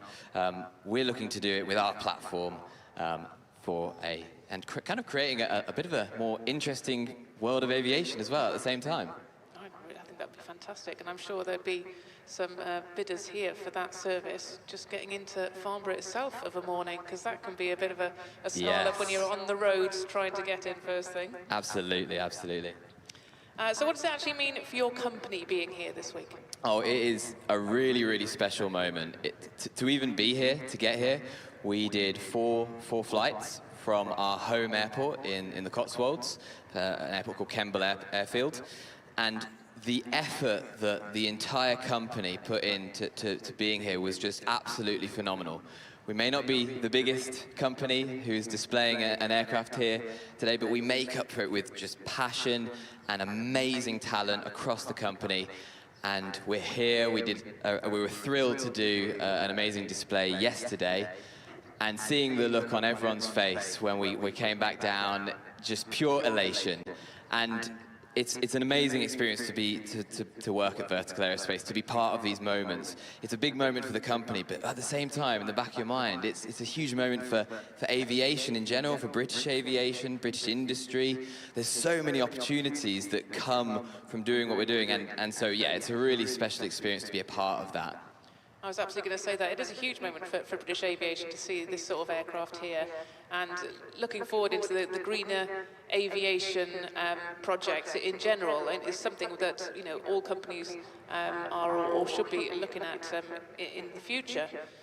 Yeah, I mean, it's one of our main goals as well. We talk about noise, cost, safety, but as well to be more sustainable and to really push forward innovation, building on what amazing work has been done in the automotive industry with batteries, and bringing that to aviation and saying that actually you can build something that is incredibly beneficial in its performance and what it offers, and at the same time it doesn't need to pollute the environment. It can do it emissions free, and yeah, so that's what it offers. It's an incredible piece of technology. It's very exciting, and I'm sure there's a lot of people who are very, very keen to see this aircraft. And we have some great news. It is taxiing now for runway 06. So as you're looking towards the runway towards the tower, it's going to be taxiing out to your left. So Charlie, how long has this project been in the making? So the design of the aircraft that everyone is about to see today is about 5 years old, give or take. We've built. The company was founded in 2016 and went through a couple of prototypes, more drone-type vehicles. And in 2020, there was a decision to go, we need a wing. A wing is going to be really, really helpful. So that was made. This design was created from some incredible people who dreamt it up and actually built it. Because it's one thing designing an aircraft, but to build it and fly it is a completely different subject. So about 5 years, and yeah, an amazing experience, which I've been lucky enough to see since I joined. Have you been with it all the way, all those 5 years? Yes, I joined in 2021, so I think that the design had just kind of been finished, although we've continually iterated on throughout those years, and I was able to witness the first build, and this is the second version. So yeah, what an amazing journey it's been for all of the people at Vertical Aerospace. Just looking at our screens now, looking at the V-tail, Is that a similar sort of theory to the Rutan Easy type aircraft, if you're familiar with them? They have a V-shaped sort of tail as well. And it must be something to do with stability. I mean, I'm not an engineer, but luckily we're going to have you to talk us through what's happening when this aircraft takes off. So it's very, very helpful having you here. I mean, there's always an engineering answer, but the other answer is that it just looks really cool. It does look very cool, to be fair. So they're just speaking to air traffic control now to get clearance to taxi out onto the runway and do a takeoff run for us. It's at this moment where we can talk about this. Is a flight test aircraft. So we were using this to develop the production version, which you can all see in Hall 4, which is we call Velo. And this aircraft, its job is to allow us engineers to learn. And so right now we're going to be conducting our final pre-flight checks to ensure that everything is safe and that we can record all of the amazing data that you can get, because every single test flight that you're able to do with an aircraft like this, you learn so much. And so the pilot today, who is our test pilot Paul Stone, will be conducting the final checks, talking to the team before we get onto the runway and get the show started. And in terms of Paul, he's spent 20 years in the Royal Navy, and he's had a really deep experience with VTOL. So he spent 15 years flying Harriers, which many people will remember, a really, really cool aircraft. And also he contributed to the Boeing X-32, which was the predecessor to the F-35. And actually, some of the technology that exists within an F-35, many people will know one of the variants can hover. It's actually a very, very similar technology to what allows our aircraft to both hover and fly. So yeah. He sounds like the perfect person to be flying this aircraft. Yeah, you would think so. And he's also a really great guy. Oh, excellent. Excellent. So you'll be able to talk us through then, as it gets airborne, how it transitions from forward flight to upward flight, and how that all occurs. Every step of the way, I will do my best to explain what's going on. It all happens quite quickly, but it's also very, very exciting, and I might get a little bit animated, but that's the way I love it. Go for it. This is actually a new category of aviation, isn't it? So how do you get this sort of thing certified? I guess there's a different certification will be required for it. So as I mentioned before, we've been flight testing for a number of years, and ultimately it's about working closely and understanding what the regulatory environment is for that. So we work under the regulatory oversight of the CAA, and they've really, really helped, and together we've really determined what is necessary, and well, Vertical has really proposed what is necessary to allow it to be certified in the future. And that journey will continue with every test flight, and it's really important to have that oversight from the regulator with us. So any pilot that's flying this aircraft is a test pilot, correct? Correct. Yeah, and every flight is a test flight, in effect. So you're Absolutely. taking information from every flight that it carries out. Yep, indeed. We record thousands, I think about 85,000 parameters recorded throughout the flight, as we see the aircraft now taxiing towards the runway. So we should be getting going very shortly. And there's over 500 physical sensors on board, measuring everything, so that after the event, after the flight, we can go and look at the data and understand more and more about this. It's a really interesting aerodynamic challenge, moving from the hover state to the conventional on-the-wing flying state. So the more that you can measure, the more that you can learn, and the more that you can improve the future design that comes. Every day's a school day. Every flight's Every a school day. Brilliant. Right, let's just watch this takeoff from there. So we should start to see the motors spinning up.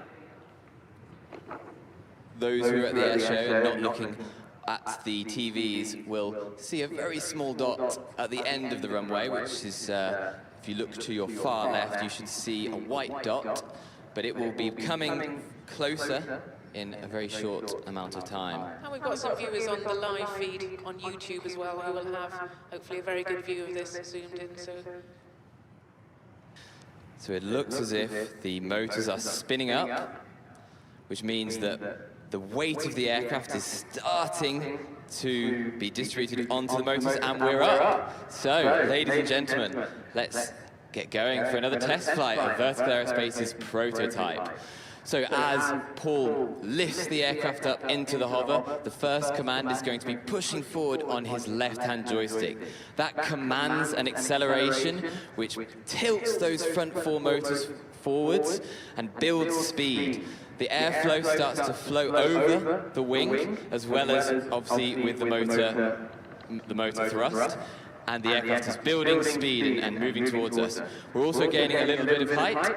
And we can already see as well that the tilts of the front four motors are almost completely flat now, and the aft four motors are basically turning off and providing no lift. So we are completely on the wing. So another amazing moment at Farnborough Air Show, as we've just demonstrated another successful accelerating transition as the aircraft flies past the commentary booth. And wow, what a sight. Incredible. And people should also listen out for the noise of this aircraft. There's a lot of, I mean, at an air show, you kind of want really, really loud aircraft because you can feel it. But this is not what this aircraft is designed for. It is designed to be quiet. So maybe I need to stop speaking so you can try and hear it. Yeah, no, that's a very interesting point. Obviously, we enjoyed the F-35 demo, the Chinook and the blade slap, and that's all very loud, and you can feel it in your chest pretty much, and we'll feel that with the Typhoon later on. But this aircraft, its strength is in its quietness. I feel it in my chest through emotion, but not through noise. I can tell, Charlie, you're very passionate about this aircraft, which is great. So potentially think about how useful it could be behind enemy lines. Absolutely. The potential for the applications of this aircraft are just endless.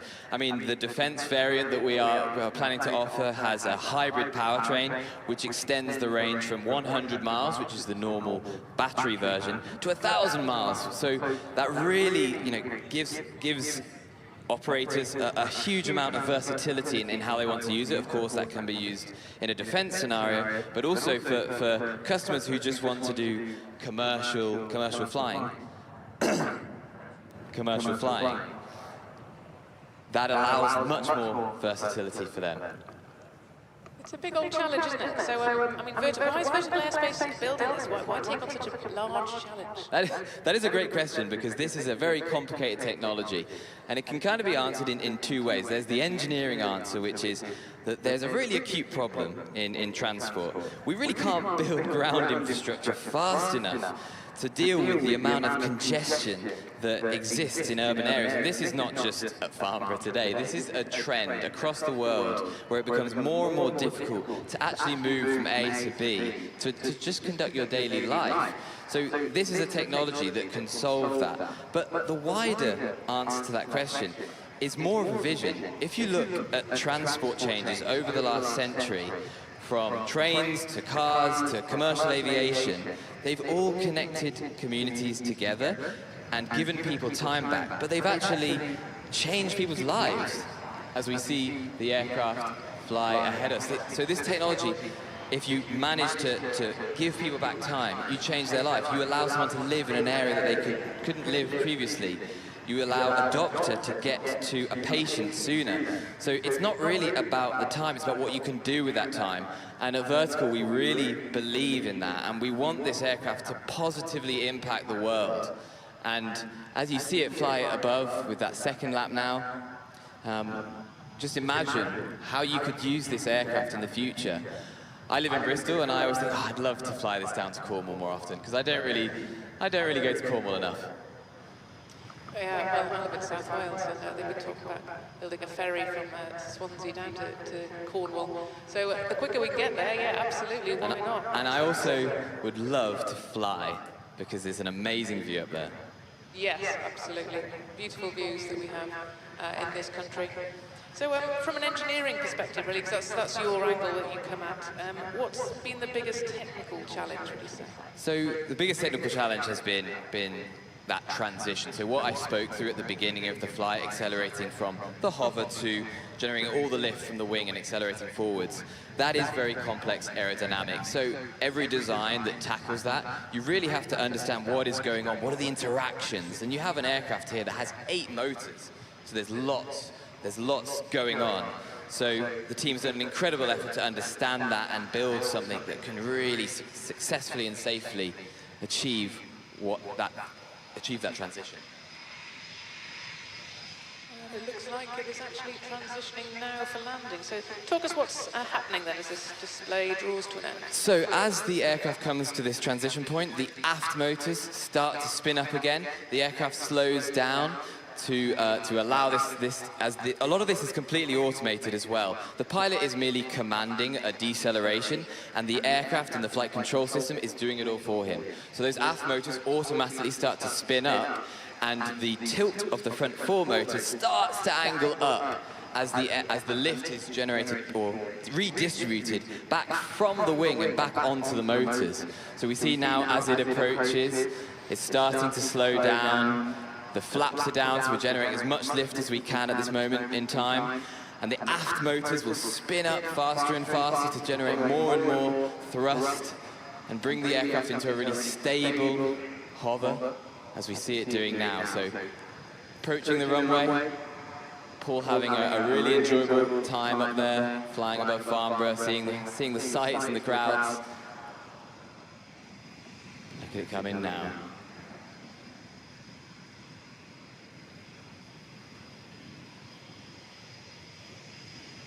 The aircraft is continuing down the runway, and as I said, the tilts of the front four motors are starting to shift back up again.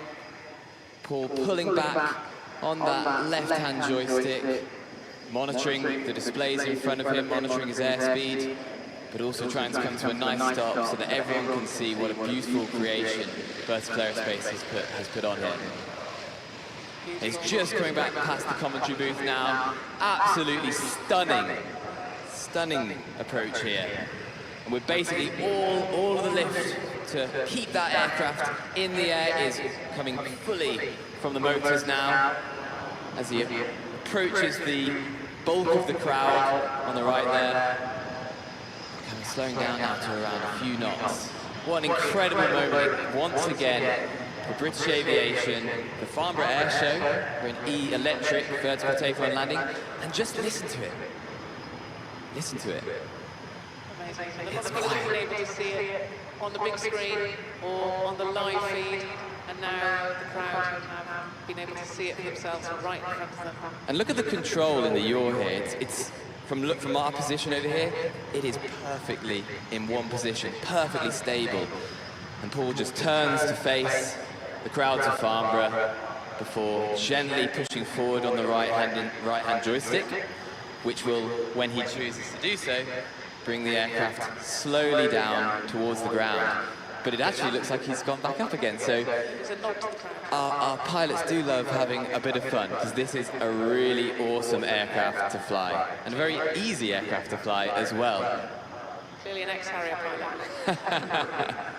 So what would you like people to take away from today's demonstration? Well, the main thing right now is just to listen to it. This sort of technology, the sort of technology that we're proposing, it won't really be accepted if it's not quiet, because this is connecting communities and bringing people closer together. So just listen to it compared to all the other aircraft that you have listened to today. The other thing is that this is happening now. This is not a science project, this is not a design, a CAD, a render. This is in front of your eyes. It's happening safely with a pilot on board. It's completely electric. It's just a completely revolutionary technology. And just think, all of that energy to go up and around the airfield, to hover, that electricity costs less than a lunch at Farnborough. It is absolutely a step change in economics and safety and in noise. And from an engineering perspective, it's just awesome. It's just so cool, and I love it. I can tell, Charlie, it's been wonderful having you here, talking us through the intricacies of this incredible future vision and aircraft that is happening now today, as you say. And we mentioned the crowd will be able to come and see Absolutely. the aircraft up close, static display. Yes, after every flight we try and pull the aircraft out for a static display. I'm not sure whether the times today will allow for that, but if not today, then other days. And if not today, please come and visit us in Hall 4, where you can view the production version of what you've just seen today. And yeah, what an absolute privilege it is to be able to witness this today and to show the crowds of Farnborough and the world what the future looks like. Thank you so much, Charlie, and hopefully we'll see you again this week. Thank you. So, ladies and gentlemen, what an incredible display that was. The eVTOL, the first demo, aside from yesterday, the first demo in the UK this week of that incredible future green aircraft. So, next for you on the programme, we've got scheduled for 16:30, the Italian Typhoon, and it's just taxiing out to my left. So let's reorg, and we'll get our commentator ready for you.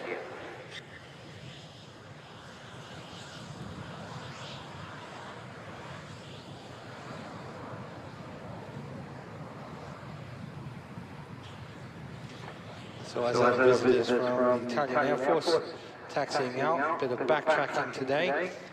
The aircraft heading down to take off on 06, and I'm very pleased to say that they have their own commentator with them, and Lieutenant Mike is going to be on the mic. So can you tell us, Lieutenant Mike, about this beautiful aircraft and that beautiful tail design in particular that is catching everybody's attention on the Eurofighter? Thank you very much. So let's get started with 2 words on the aircraft special livery. Well, on the tail, you see the portrait of the Duke of Aosta, Prince Amedeo, who commanded the 4th Wing back in 1930s, and to whom the wing is dedicated, alongside the image of the rampant horse, the wing historic emblem. Well, this paint scheme marks 95 years since the wing's founding, and it's a fitting tribute to a man remembered for his chivalry. Chivalry he showed even his enemies, earning him the respect of the British themselves. During the Second World War, he was also given Honours of War when he surrendered to the British commander, General Alan Cunningham, after the Battle of Ambalaji in 1941.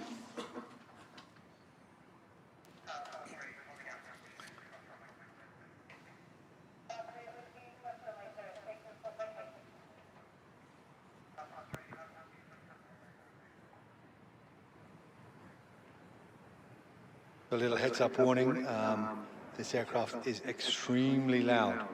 Those EJ200s pumping out nearly 50,000 pounds of thrust in the reheat. They are going to shake your boots, so be warned.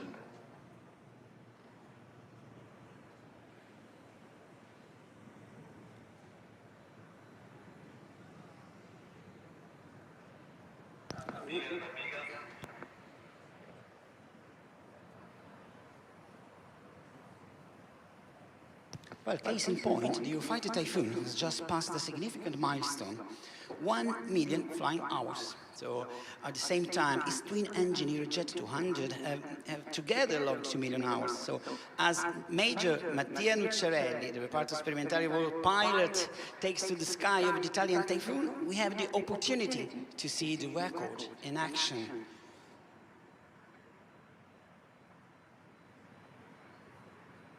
All is set, and we are ready for a glorious takeoff. The first maneuver will be in vertical, with an impressive climb held purely in engine thrust, with a controlled roll all the way up.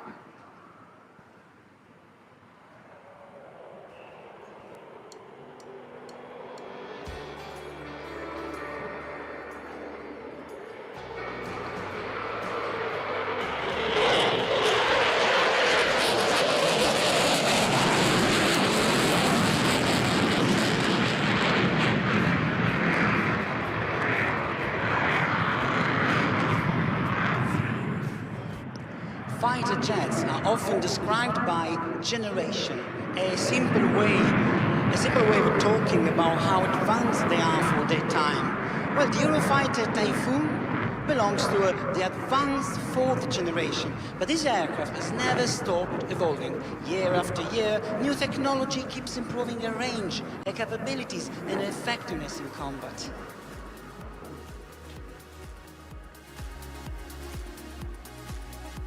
More than 20 years on from the delivery of Italy's very first production aircraft, today the Typhoon stands as the backbone of the European air defense, and she will ensure operational superiority at at least until 2060. Coming up, inverted flight.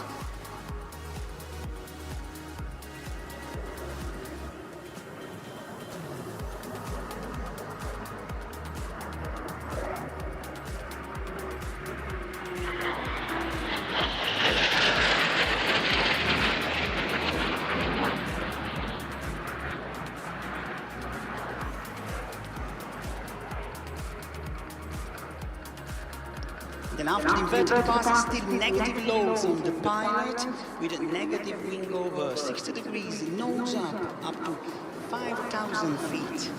Well, throughout 2025, the Eurofighter Typhoon has been deployed on air racing missions over Estonia, Lithuania, Romania, flying nearly 2,650 hours across more than 1,200 missions, including 94 scrambles. And now the Typhoon flies upon the stage again with a center loop.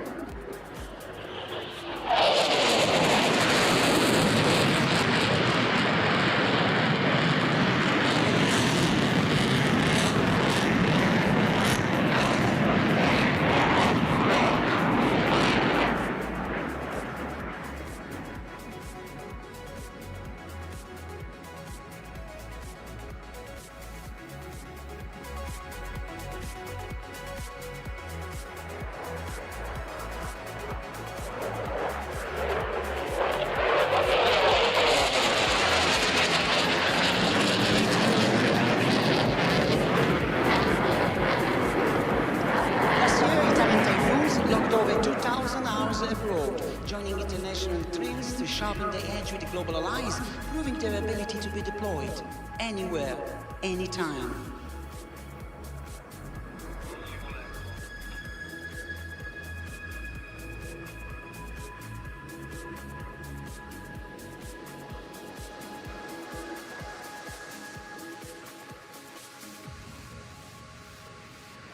And now speed. Brought back to the minimum sustainable level. The delta wing keeps the jet remarkably stable at this low energy state, giving you a superb view of the aircraft's distinctive configuration. This is a slow pass.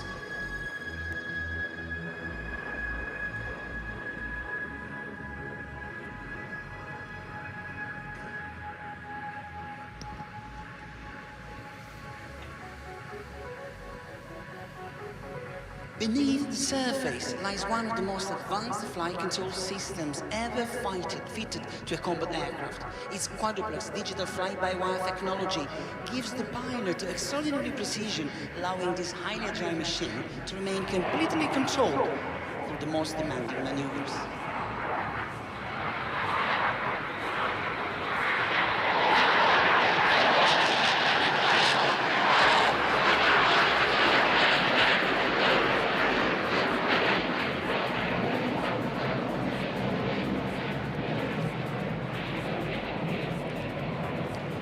It is this combination of cutting-edge technology, agility, and pilot confidence that makes the Typhoon such a formidable presence in modern skies.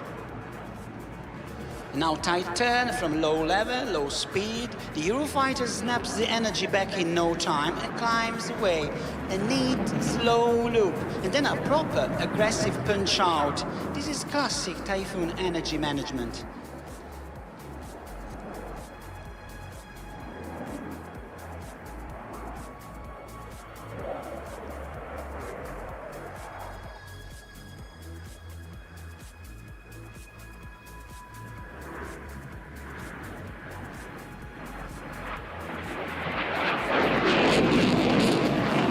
Show a demonstration of automatic low-speed recovery system. 85 degrees nose up, idle power. The Typhoon goes near vertical, bleeding off energy and letting the FCS fly her back into stable flight. The automatic low-speed recovery turns a potential disaster into an auto-fix, so the pilot can stay in the dogfight without worrying too much about the aircraft herself. Coming up, triple aileron roll.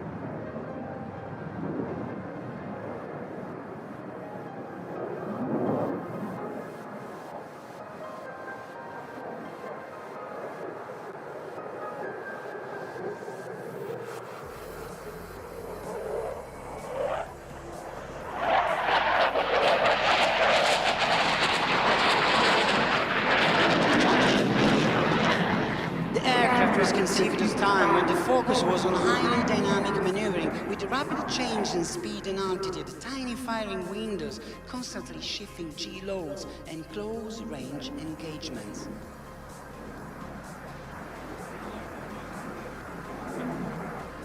Over the course of the past year,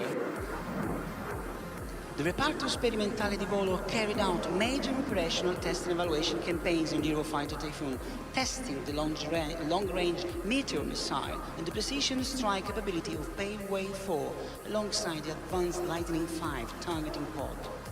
Slow roll along the display line.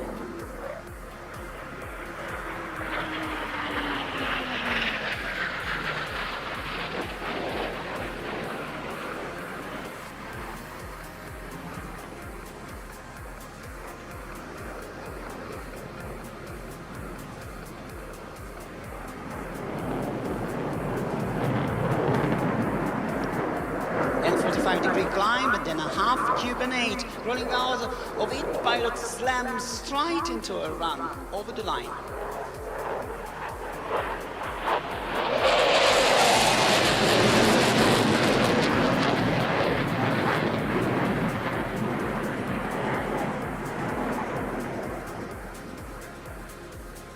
Then climbing again at 2,000 feet, the jet is repositioning herself for another run. She comes back around for a second run down the line, just shy of the sound barrier. It's gonna be 0.9 Mach.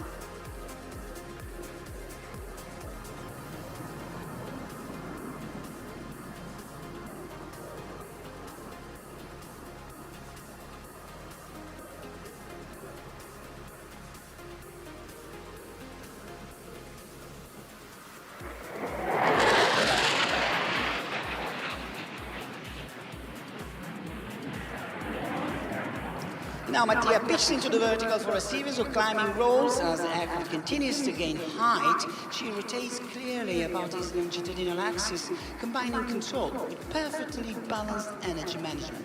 Every roll is smooth, measured, and exactly on heading.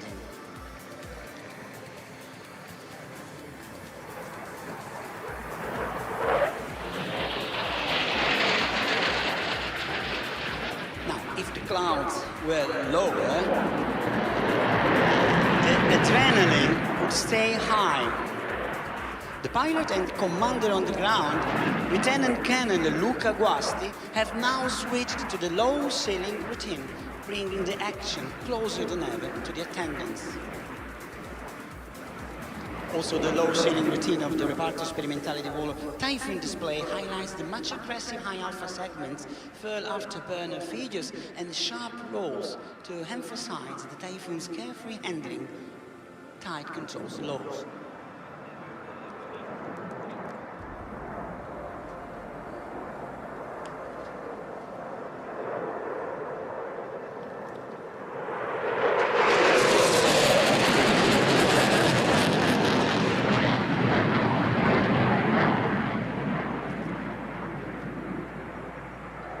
That precision comes from the seamless integration of aerodynamics, digital flight controls, and immense thrust produced by the twin Aerojet 200.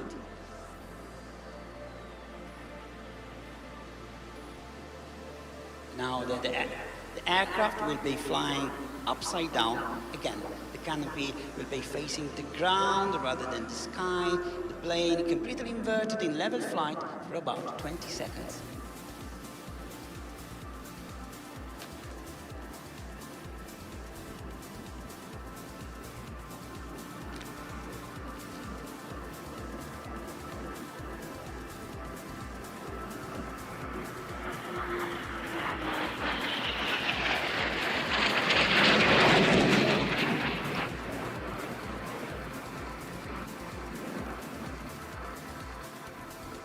Air combat now runs at machine speed. Sensors and software help pilots think and react faster than human brain alone.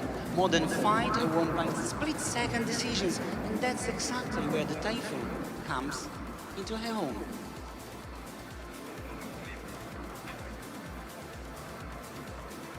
From our left, Mattia charges into the display again and unleashes 3 lightning-fast aileron rolls in quick succession, all while maintaining an impressive 380 knots indicated, 500 feet.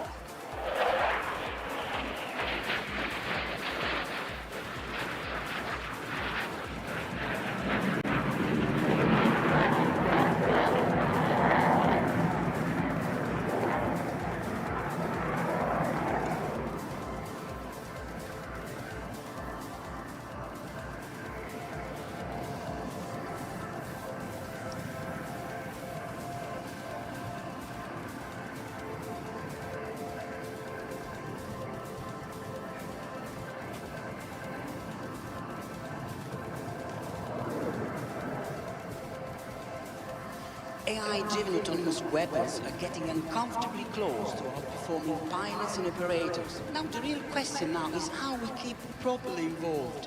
We talk about being in the loop, part of the decision itself, or on the loop, just looking over what's going on and only stepping in if something looks wrong. The real test will be making sure there's still a window, however little, where human decision can actually change the outcome. Aircraft like the Typhoon are part and parcel of this transition. Pilots are now trained to think faster rather than fly faster, so they can stay ahead of the system they are managing.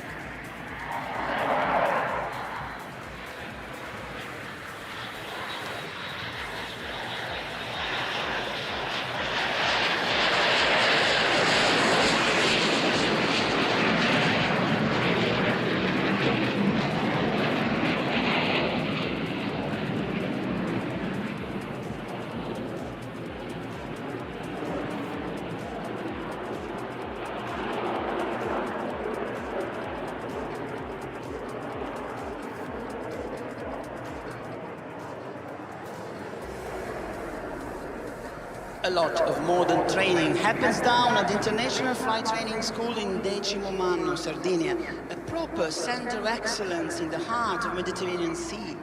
The Italian Air Force's top thrower training know-how teamed up with Leonardo's tech brains, all rolled up into one advanced, joined-up training package.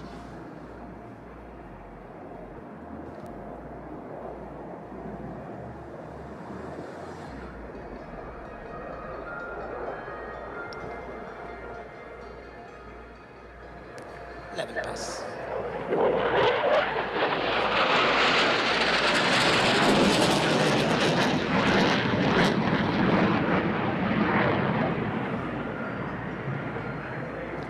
Inside the cockpit, what stands out is the remarkable level of integration between pilot and system. Every element has been designed to enhance awareness, simplify decision-making in the most demanding environments, from the large area display and advanced sensor fusion to the helmet-mounted display, voice command technology, and hands-on controls. The aircraft becomes an extension of the pilot's legs, arms, and abilities.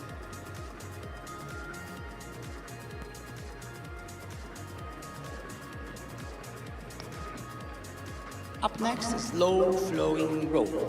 The aircraft almost suspended in space, barely losing a single foot of altitude. Slow roll.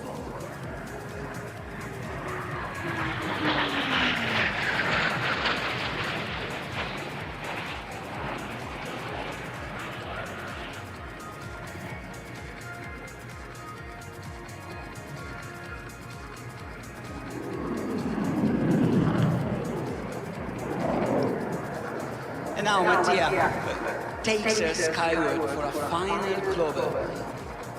He will roll her over, inverted, and then at the top, he's dropping the gear.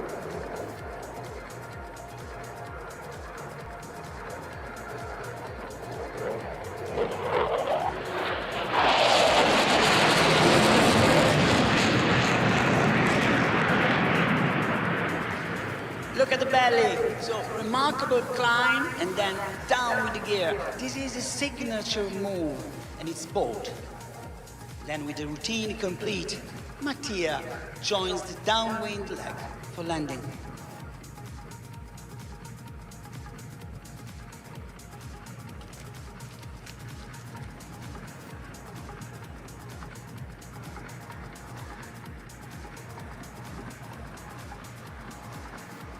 we at Reparto Sperimentale di Volo, we still believe in the ethical necessity of keeping human in the loop. So, Major Mattia Nucciarelli is our Italian display pilot today. He's a graduate of the Italian Air Force Academy's Lion 5 course. He earned his test pilot wings at US Air Force Test Pilot School back in 2020. Today, he's a frontline test pilot with over 2,000 flying hours on his logbook. 5 kids at home, a lovely family man, and a cracking bloke, hugely popular and very active in the test flight community.